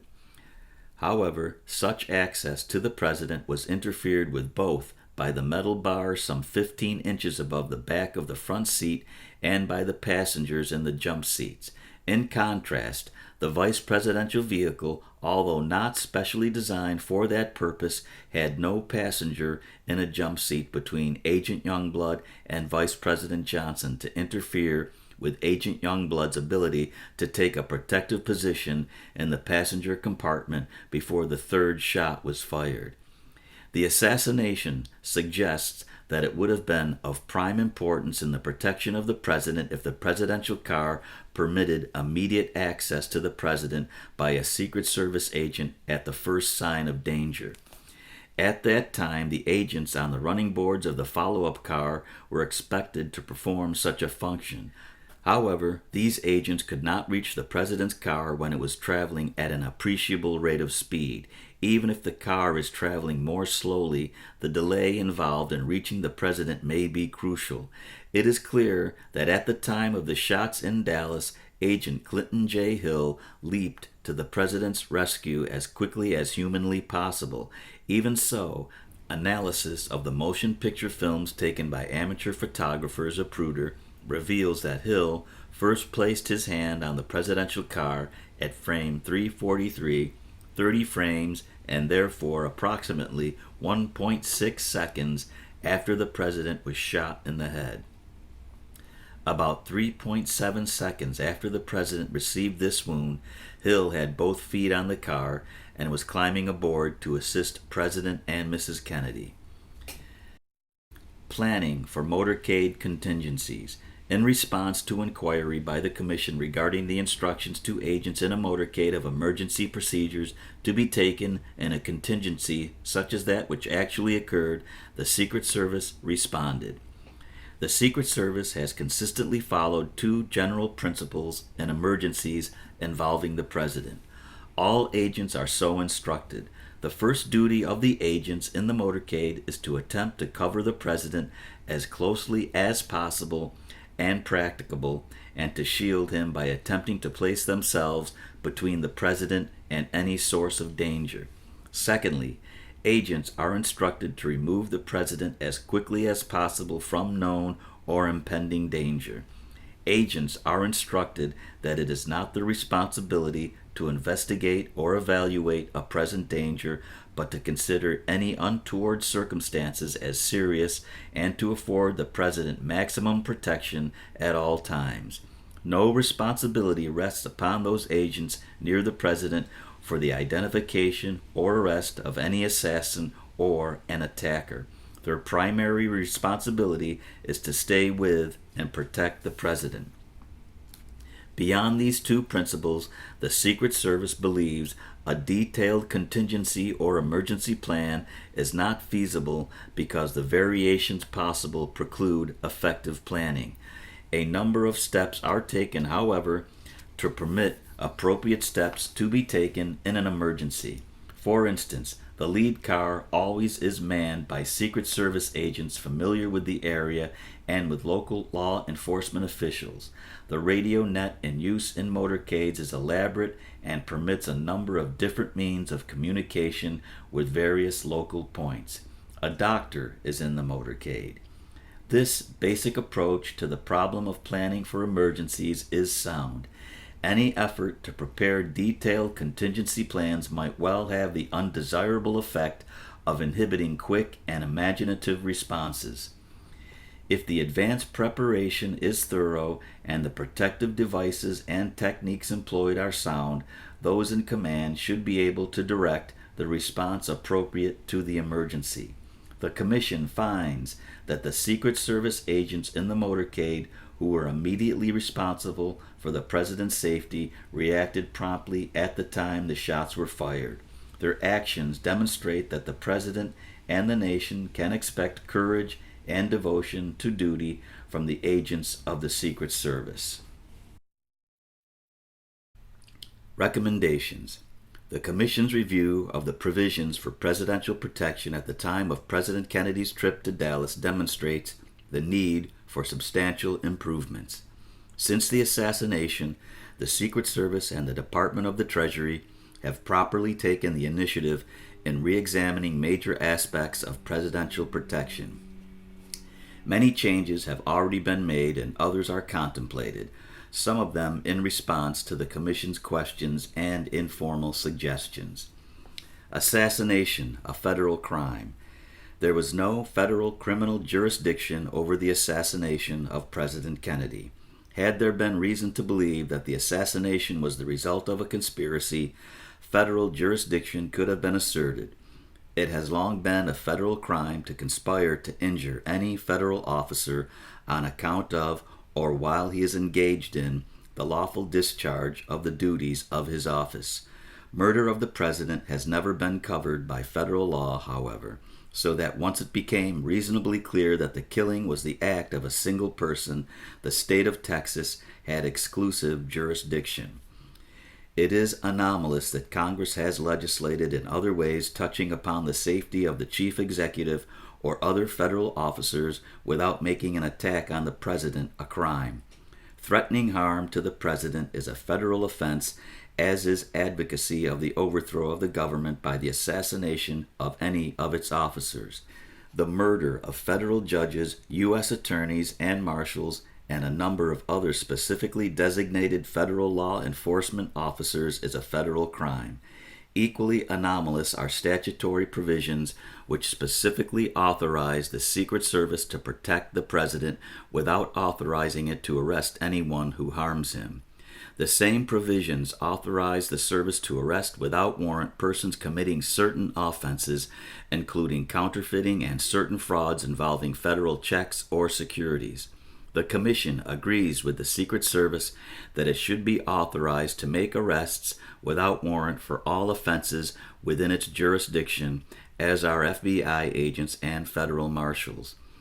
There have been a number of efforts to make assassination a federal crime, particularly after the assassination of President McKinley and the attempt on the life of President-elect Franklin D. Roosevelt. In 1902, bills passed both houses of Congress but failed of enactment when the Senate refused to accept the conference report. A number of bills were introduced immediately following the assassination of President Kennedy.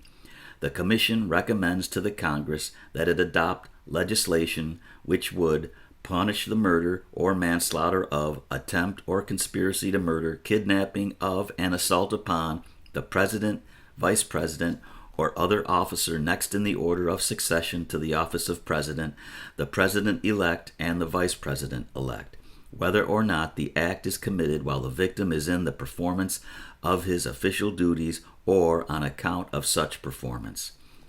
Such a statute would cover the president and vice president, or, in the absence of a vice president, the person next in order of succession. During the period between election and inauguration, the president-elect and the vice president-elect would also be covered. Restricting the coverage in this way would avoid unnecessary controversy over the inclusion or exclusion of other officials who are in the order of succession or who hold important governmental posts. In addition, the restriction would probably eliminate a need for the requirement, which has been urged as necessary for the exercise of federal power, that the hostile act occur while the victim is engaged in or because of the performance of official duties. The governmental consequences of assassination of one of the specified officials gives the United States ample power to act for its own protection. The activities of the victim at the time an assassination occurs and the motive for the assassination bear no relationship to the injury to the United States which follows from the act. This point was ably made in the 1902 debate by Senator George F. Hoar, the sponsor of the Senate bill. What this bill means to punish is the crime of interruption of the government of the United States and the destruction of its security by striking down the life of the person who is actually in the exercise of the executive power, or of such persons as have been constitutionally and lawfully provided to succeed thereto in case of a vacancy. It is important to this country that the interruption shall not take place for an hour. Enactment of this statute would mean that the investigation of any of the acts covered and of the possibility of a further attempt would be conducted by federal law enforcement officials, in particular the FBI, with the assistance of the Secret Service. At present, federal agencies participate only upon the sufferance of the local authorities. While the police work of the Dallas authorities in the early identification and apprehension of Oswald was both efficient and prompt, FBI Director J. Edgar Hoover, who strongly supports such legislation, testified that the absence of clear federal jurisdiction over the assassination of President Kennedy led to embarrassment and confusion in the subsequent investigation by federal and local authorities. In addition, the proposed legislation will ensure that any suspects who are arrested will be federal prisoners subject to federal protection from vigilante justice and other threats. Committee of Cabinet Officers. As our government has become more complex, agencies other than the Secret Service have become involved in phases of overall problems of protecting our national leaders. The FBI is the major domestic investigating agency of the United States, while the CIA has the primary responsibility for collecting intelligence overseas to supplement information acquired by the Department of State. The Secret Service must rely in large part upon the investigating capacity and experience of these and other agencies for much of its information regarding possible dangers to the President. The Commission believes that it is necessary to improve the cooperation among these agencies and to emphasize that the task of presidential protection is one of broad national concern. The Commission suggests that consideration might be given to assigning to a cabinet-level committee or the National Security Council the responsibility to review and oversee the protective activities of the Secret Service and the other federal agencies that assist in safeguarding the President. The committee should include the Secretary of the Treasury and the Attorney General, and, if the council is used, the arrangements should be made for the attendance of the Secretary of the Treasury and the Attorney General at any meetings which are concerned with presidential protection. The Council already includes, in addition to the President and Vice President, the Secretaries of State and Defense, and has a competent staff. The foremost assignment of the committee would be to ensure that the maximum resources of the federal government are fully engaged in the job of protecting the President by defining responsibilities clearly and overseeing their execution. Major needs of personnel or other resources might be met more easily on its recommendation than they have been in the past. The committee would be able to provide guidance in defining the general nature of domestic and foreign dangers to presidential security. As improvements are recommended for the advanced detection of potential threats to the president, it could act as a final review board. The expert assistance and resources which it could draw upon would be particularly desirable in this complex and sensitive area. This arrangement would provide a continuing high-level contact for agencies that may wish to consult respecting particular protective measures. For various reasons, the Secret Service has functioned largely as an informal part of the White House staff, with the result that it has been unable as a practical matter to exercise sufficient influence over the security precautions which surround presidential activities. A cabinet-level committee, which is actively concerned with these problems, would be able to discuss these matters more effectively with the president. Responsibilities for presidential protection. The assignment of the responsibility of protecting the president to an agency of the Department of the Treasury was largely an historical accident. The Secret Service was organized as a division of the Department of the Treasury in 1865 to deal with counterfeiting. In 1894, while investigating a plot to assassinate President Cleveland, the service assigned a small protective detail of agents to the White House. Secret Service men accompanied the president and his family to their vacation home in Massachusetts, and special details protected him in Washington on trips and at special functions. These informal and part-time arrangements led to more systematic protection in 1902 after the assassination of President McKinley. The Secret Service, then the only federal investigative agency, assumed full-time responsibility for the safety of the president.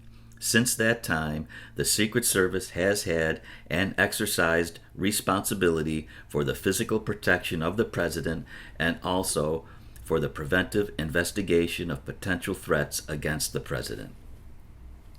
Although the Secret Service has had the primary responsibility for the protection of the president, the FBI, which was established within the Department of Justice in 1908, has had in recent years an increasingly important role to play. In the appropriations of the FBI, there has recurred annually an item for the protection of the person of the President of the United States, which first appeared in the appropriation of the Department of Justice in 1910 under the heading Miscellaneous Objects. Although the FBI is not charged with the physical protection of the President, it does have an assignment, as do other government agencies, in the field of preventive investigation in regard to the President's security. As discussed above, the Bureau has attempted to meet its responsibilities in this field by spelling out in its handbook the procedures which its agents are to follow in connection with information received indicating the possibility of an attempt against the person or safety of the President or other protected persons. With two federal agencies operating in the same general field of preventive investigation, questions inevitably arise as to the scope of each agency's authority and responsibility. As the testimony of J. Edgar Hoover and other Bureau officials revealed, the FBI did not believe that its directive required the Bureau to notify the Secret Service of the substantial information about Lee Harvey Oswald which the FBI had accumulated before the president reached Dallas. On the other hand, the Secret Service had no knowledge whatever of Oswald, his background, or his employment at the book depository, and Robert I. Bauch, who was in charge of the Protective Research Section of the Secret Service, believed that the accumulation of the facts known to the FBI should have been constituted a sufficient basis to warn the Secret Service of the Oswald risk. The Commission believes that both the FBI and the Secret Service have too narrowly construed their respective responsibilities. The Commission has the impression that too much emphasis is placed by both on the investigation of specific threats by individuals and not enough on dangers from other sources.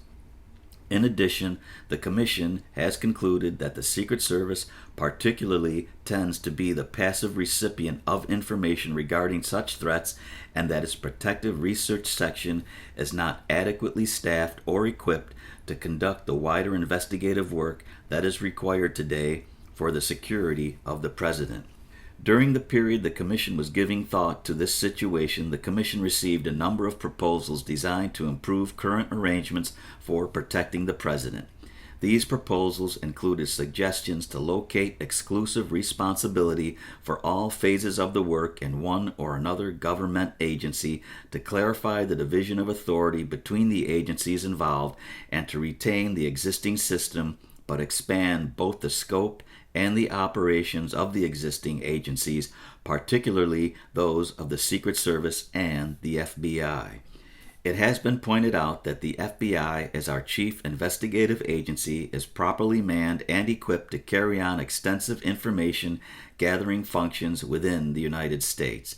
It was also suggested that it would take a substantial period of time for the Secret Service to build up the experience and skills necessary to meet the problem.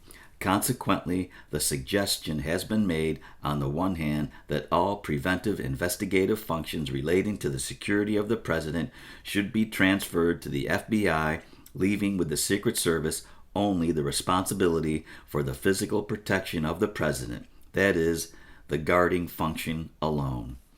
On the other hand, it is urged that all features of the protection of the President and his family should be committed to an elite and independent corps.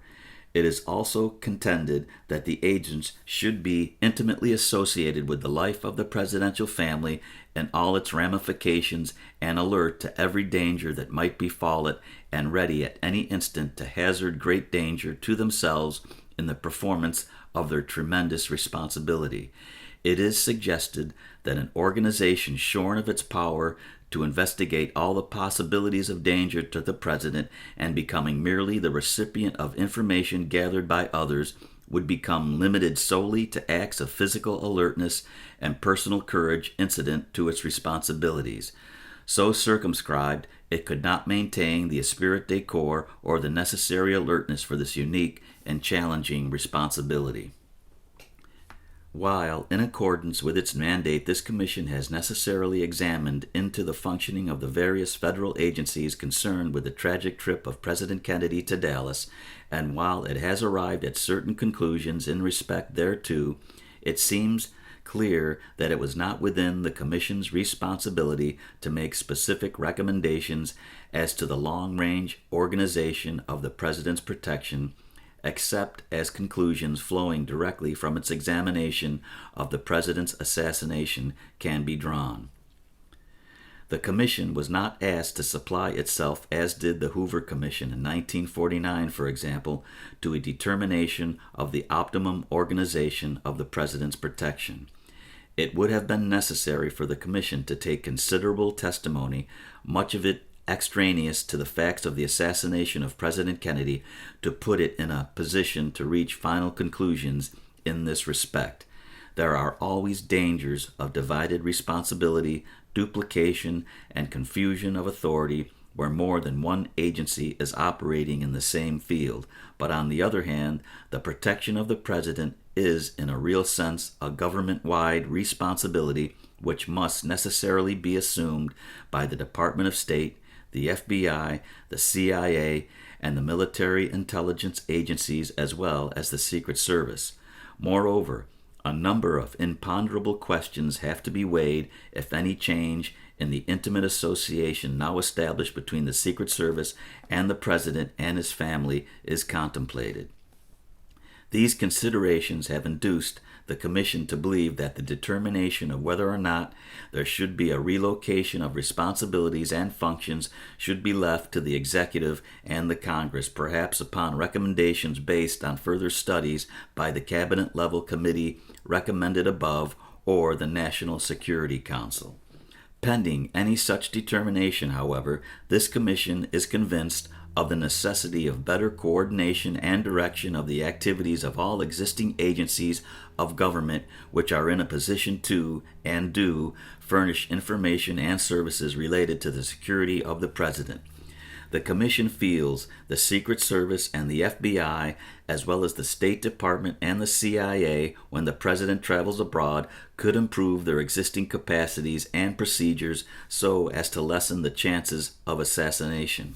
Without, therefore, coming to final conclusions respecting the long-range organization of the President's security, the Commission believes that the facts of the assassination of President Kennedy point to certain measures which, while assuming no radical relocation of responsibilities, can and should be recommended by this Commission in the interests of the more efficient protection of the President.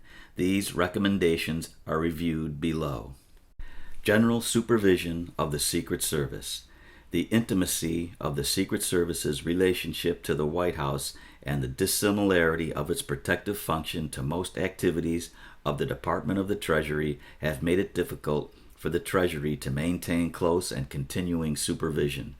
The Commission believes that the recommended cabinet-level committee will help to correct many of the major deficiencies of supervision disclosed by the Commission's investigation.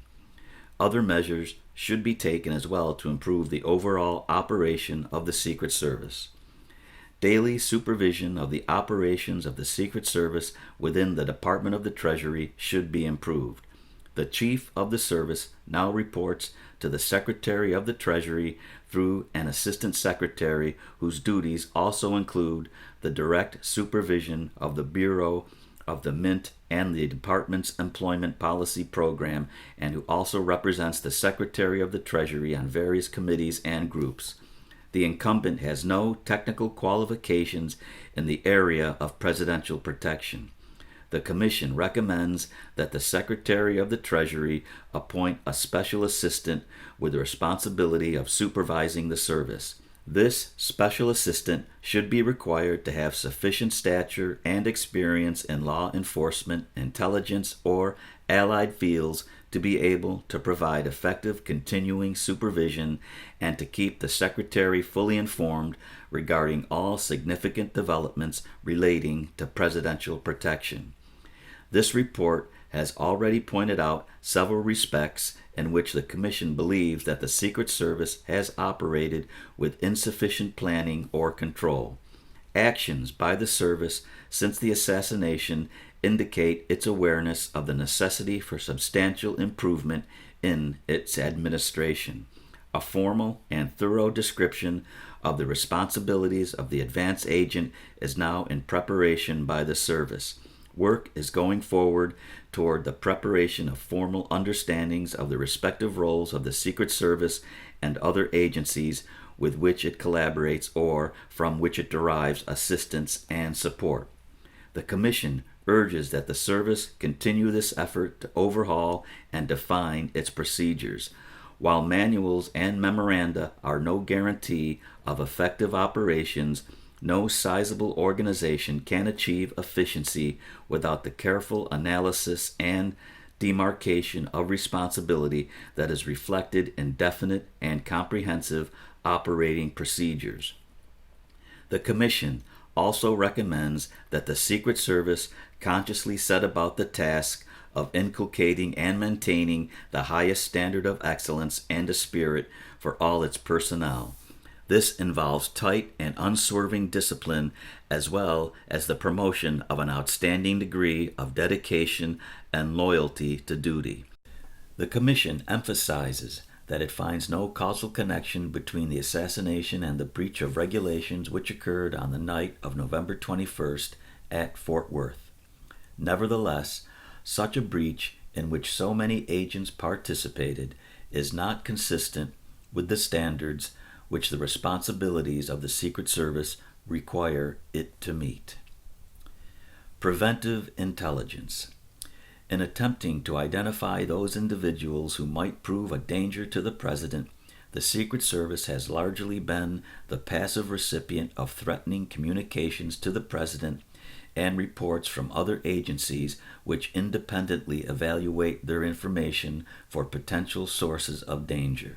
This was the consequence of the service's lack of an adequate investigative staff, its inability to process large amounts of data, and its failure to provide specific descriptions of the kind of information it sought.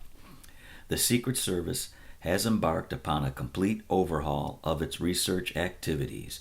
The staff of the Protective Research Section, PRS, has been augmented, and a Secret Service inspector has been put in charge of this operation.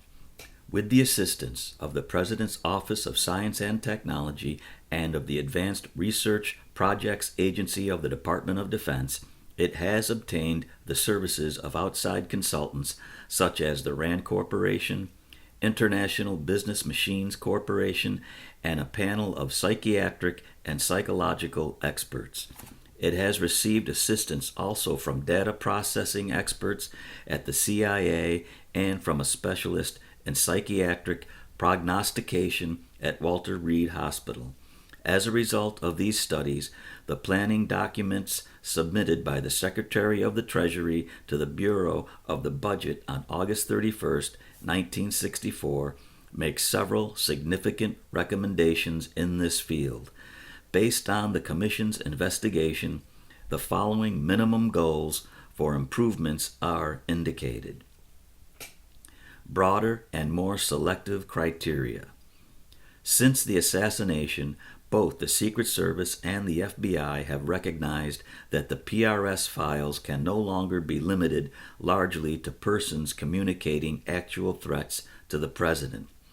On December 26, 1963, the FBI circulated additional instructions to all its agents specifying criteria for information to be furnished to the Secret Service in addition to that covered by their former standard, which was the possibility of an attempt against the person or safety of the President.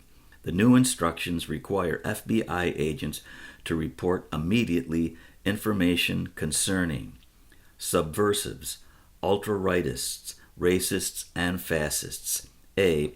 Possessing emotional instability or irrational behavior. B. Who have made threats of bodily harm against officials or employees of federal, state, or local government or officials of a foreign government. C. Who express or have expressed strong or violent anti-U.S. sentiments and who have been involved in bombing or bomb-making or whose past conduct indicates tendencies towards violence, and D. Whose prior acts or statements depict propensity for violence and hatred against organized government. Alan H. Belmont, assistant to the director of the FBI, testified that this revision was initiated by the FBI itself.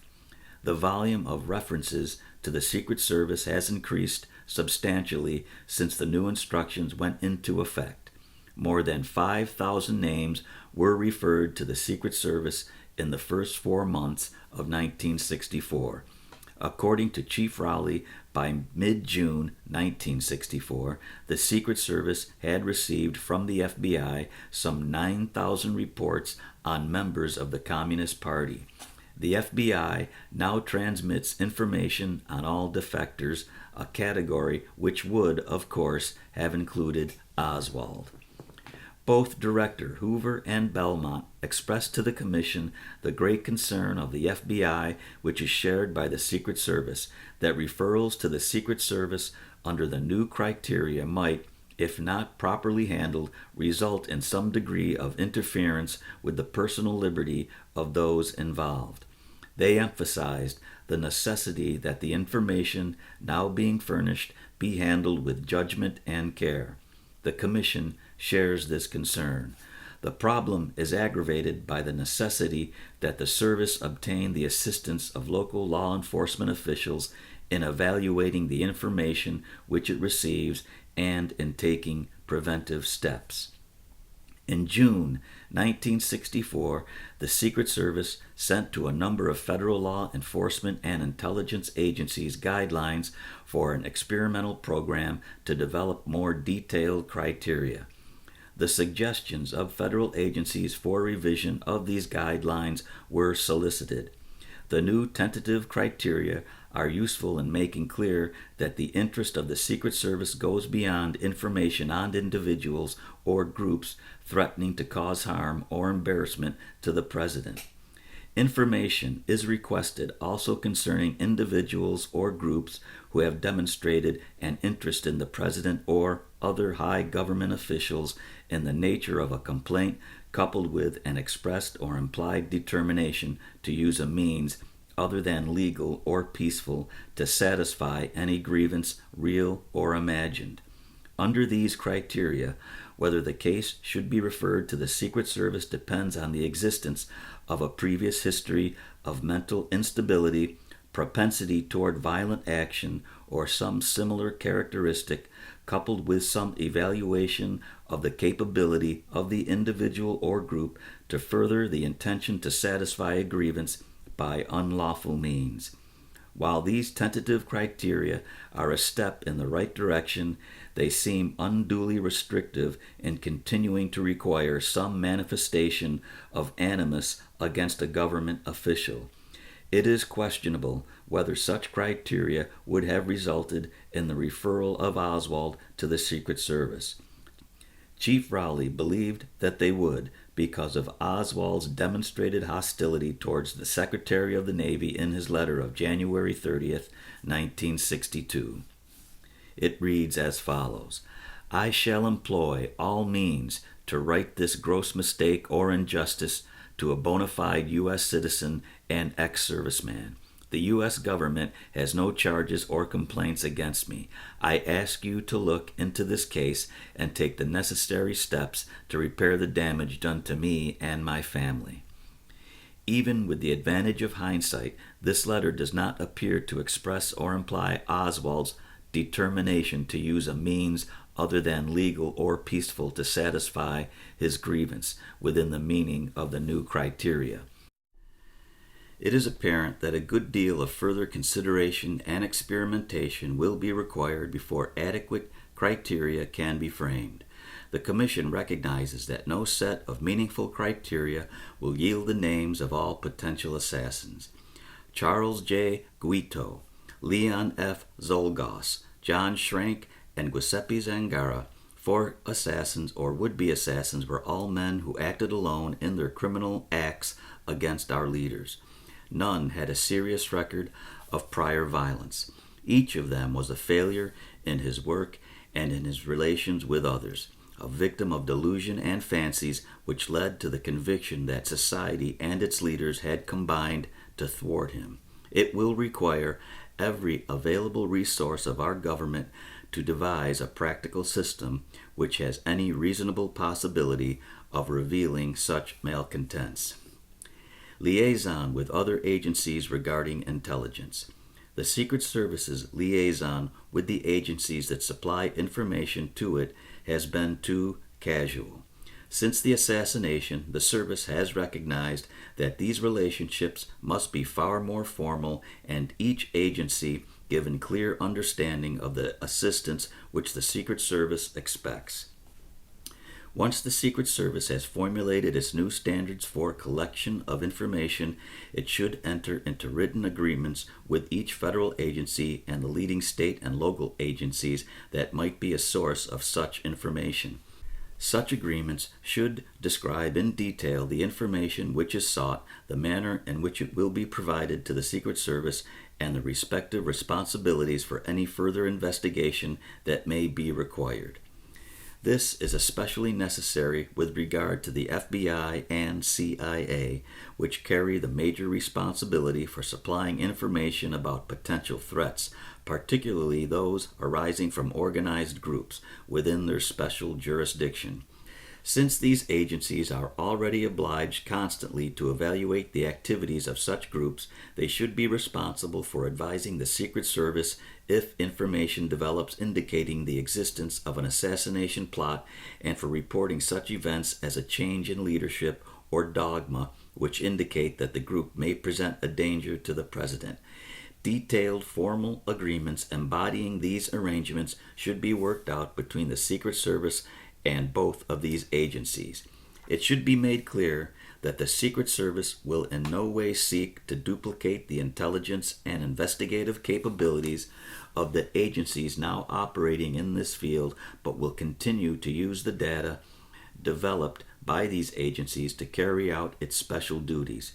Once experience has been gained in implementing such agreements with the federal and leading state and local agencies, the Secret Service, through its field offices, should negotiate similar arrangements with such other state and local law enforcement agencies as may provide meaningful assistance. Much useful information will come to the attention of local law enforcement agencies in the regular course of their activities, and this source should not be neglected by undue concentration on relationships with other federal agencies. Finally, these agreements with federal and local authorities will be of little value unless a system is established for the frequent formal review of activities thereunder. In this regard, the Commission notes with approval several recent measures taken and proposed by the Secret Service to improve its liaison arrangements. In his testimony, Secretary of the Treasury C. Douglas Dillon informed the Commission that an interagency committee has been established to develop more effective criteria. According to Secretary Dillon, the committee will include representatives of the President's Office of Science and Technology, Department of Defense, CIA, FBI, and the Secret Service. In addition, the Department of the Treasury has requested 5 additional agents for its Protective Research Section to serve as liaison officers with law enforcement and intelligence agencies. On the basis of the Department's review during the past several months, Secretary Dillon testified that the use of such liaison officers is the only effective way to ensure that adequate liaison is maintained. As a beginning step to improve liaison with local law enforcement officials, the Secret Service on August 26, 1964, directed its field representatives to send a form request for intelligence information to all local, county, and state law enforcement agencies in their districts. Each of these efforts appears sound, and the Commission recommends that these and the other measures suggested by the Commission be pursued vigorously by the Secret Service. Automatic data processing. Unless the Secret Service is able to deal rapidly and accurately with a growing body of data, the increased information supplied by other agencies will be wasted. PRS must develop the capacity to classify its subjects on a more sophisticated basis than the present geographic breakdown. Its present manual filing system is obsolete. It makes no use of the recent developments in automatic data processing, which are widely used in the business world and in other government offices. The Secret Service and the Department of the Treasury now recognize this critical need. In the planning document currently under review by the Bureau of the Budget, the Department recommends that it be permitted to hire 5 qualified persons to plan and develop a workable and efficient automated file and retrieval system. Also, the Department requests the sum of $100,000 to conduct a detailed feasibility study. This money would be used to compensate consultants to lease standard equipment or to purchase specially designed pilot equipment. On the basis of such a feasibility study, the Department hopes to design a practical system which will fully meet the needs of the Protective Research Section of the Secret Service. The Commission recommends that prompt and favorable consideration be given to this request. The Commission further recommends that the Secret Service coordinate its planning as closely as possible with all of the federal agencies from which it receives information. The Secret Service should not and does not plan to develop its own intelligence gathering facilities to duplicate the existing facilities of other federal agencies. In planning its data processing techniques, the Secret Service should attempt to develop a system compatible with those of the agencies from which most of its data will come. Protective research participation in advance arrangements. Since the assassination, Secret Service procedures have been changed to require that a member of PRS accompany each advanced survey team to establish liaison with local intelligence gathering agencies and to provide for the immediate evaluation of information received from them. This PRS agent will also be responsible for establishing an informal local liaison committee to make certain that all protective intelligence activities are coordinated. Based on its experience during this period, the Secret Service now recommends that additional personnel be made available to PRS so that these arrangements can be made permanent without adversely affecting the operations of the service's field offices. The Commission regards this as a most useful innovation and urges that the practice be continued.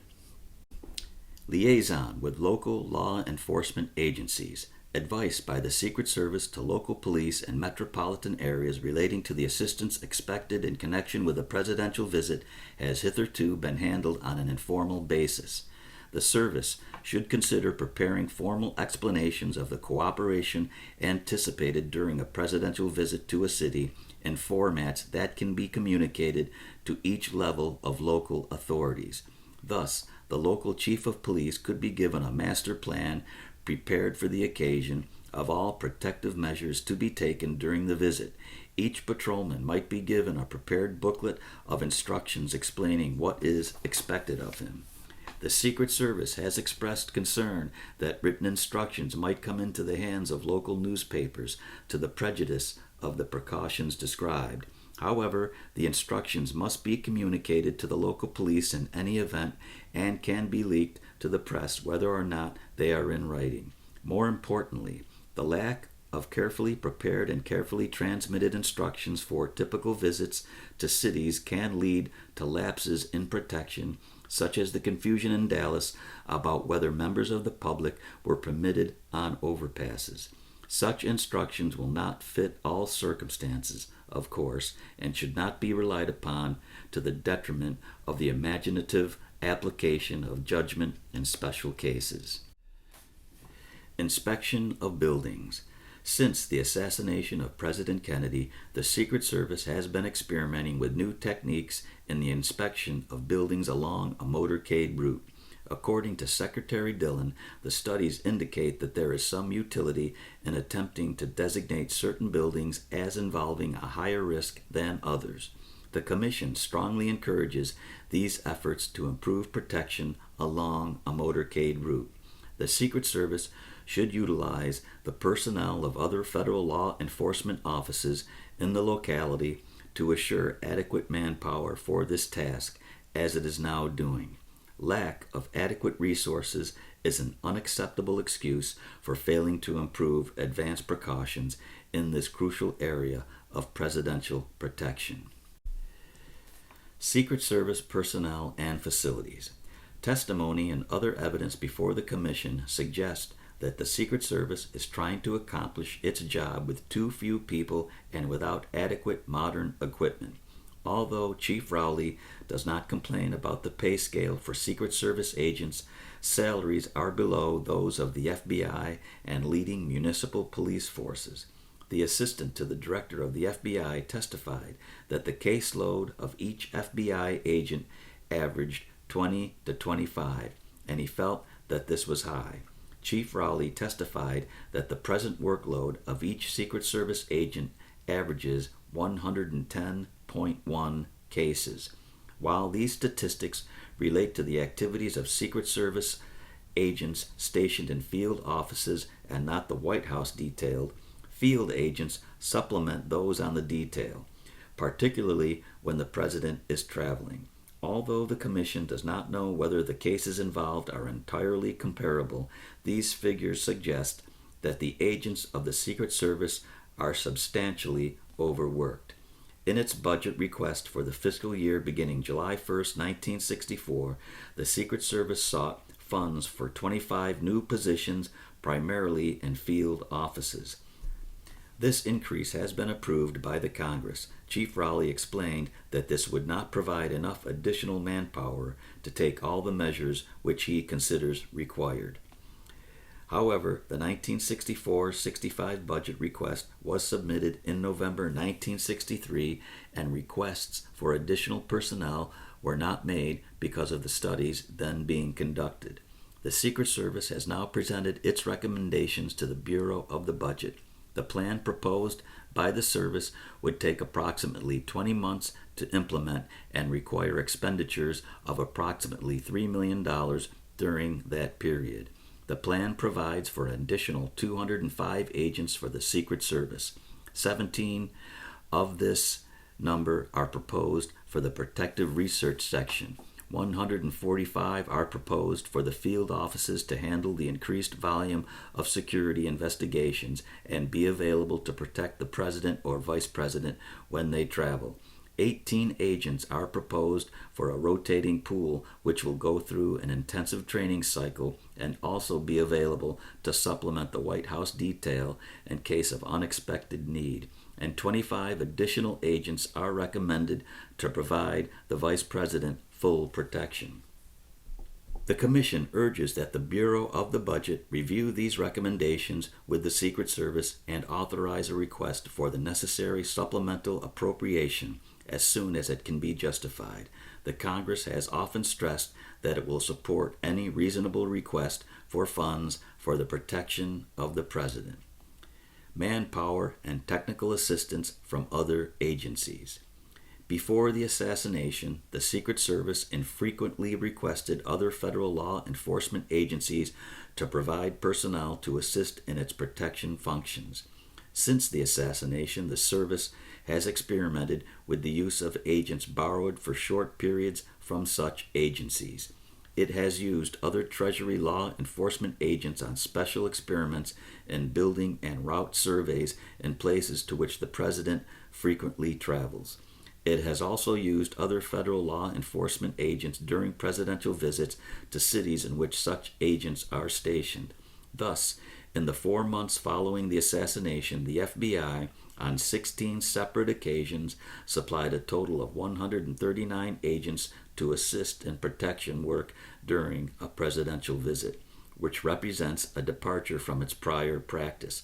From February 11th through June 30th, 1964, the service had the advantage of 9,500 hours of work by other enforcement agencies. The FBI has indicated that it is willing to continue to make such assistance available even though it agrees with the Secret Service that it is preferable for the service to have enough agents to handle all protective demands. The Commission endorses these efforts to supplement the service's own personnel by obtaining, for short periods of time, the assistance of trained federal law enforcement officers. In view of the ever-increasing mobility of American presidents, it seems unlikely that the service could or should increase its own staff to a size which would permit it to provide adequate protective manpower for all situations. The Commission recommends that the agencies involved determine how much periodic assistance they can provide and that each such agency and the Secret Service enter into a formal agreement defining such arrangements. It may eventually be desirable to codify the practice in an executive order. The Secret Service will be better able to plan its own long-range personnel requirements if it knows with reasonable certainty the amount of assistance that it can expect from other agencies. The occasional use of personnel from other federal agencies to assist in protecting the President has a further advantage. It symbolizes the reality that the job of protecting the President has not been and cannot be exclusively the responsibility of the Secret Service. The Secret Service in the past has sometimes guarded its right to be acknowledged as the sole protector of the chief executive. This no longer appears to be the case. Protecting the President is a difficult and complex task which requires full use of the best resources of many parts of our government. Recognition that the responsibility must be shared increases the likelihood that it will be met. Much of the Secret Service work requires the development and use of highly sophisticated equipment, some of which must be specially designed to fit unique requirements. Even before the assassination, and to a far greater extent thereafter, the Secret Service has been receiving full cooperation in scientific research and technological development from many government agencies, including the Department of Defense and the President's Office of Science and Technology. Even if the manpower and technological resources of the Secret Service are adequately augmented, it will continue to rely in many respects upon the greater resources of the Office of Science and Technology and other agencies. The Commission recommends that the present arrangements with the Office of Science and Technology and the other federal agencies that have been so helpful to the Secret Service be placed on a permanent and formal basis. The exchange of letters dated August 31st, 1964, between Secretary Dillon and Donald F. Horning, a Special Assistant to the President for Science and Technology, is a useful effort in the right direction. The service should negotiate a memorandum of understanding with each agency that has been assisting it and from which it can expect to need help in the future. The essential terms of such memoranda might well be embodied in an executive order. Conclusion. This Commission can recommend no procedures for the future protection of our presidents which will guarantee security. The demands on the President in the execution of his responsibilities in today's world are so varied and complex, and the traditions of the office in a democracy such as ours are so deep-seated as to preclude absolute security. The Commission has, however, from its examination of the facts of President Kennedy's assassination, made certain recommendations which it believes would, if adopted, materially improve upon the procedures in effect at the time of President Kennedy's assassination and result in a substantial lessening of the danger. As has been pointed out, the Commission has not resolved all the proposals which could be made. The Commission, nevertheless, is confident that, with the active cooperation of the responsible agencies and with the understanding of the people of the United States in their demands upon their President, the recommendations we have here suggested would greatly advance the security of the office without any impairment to our fundamental liberties.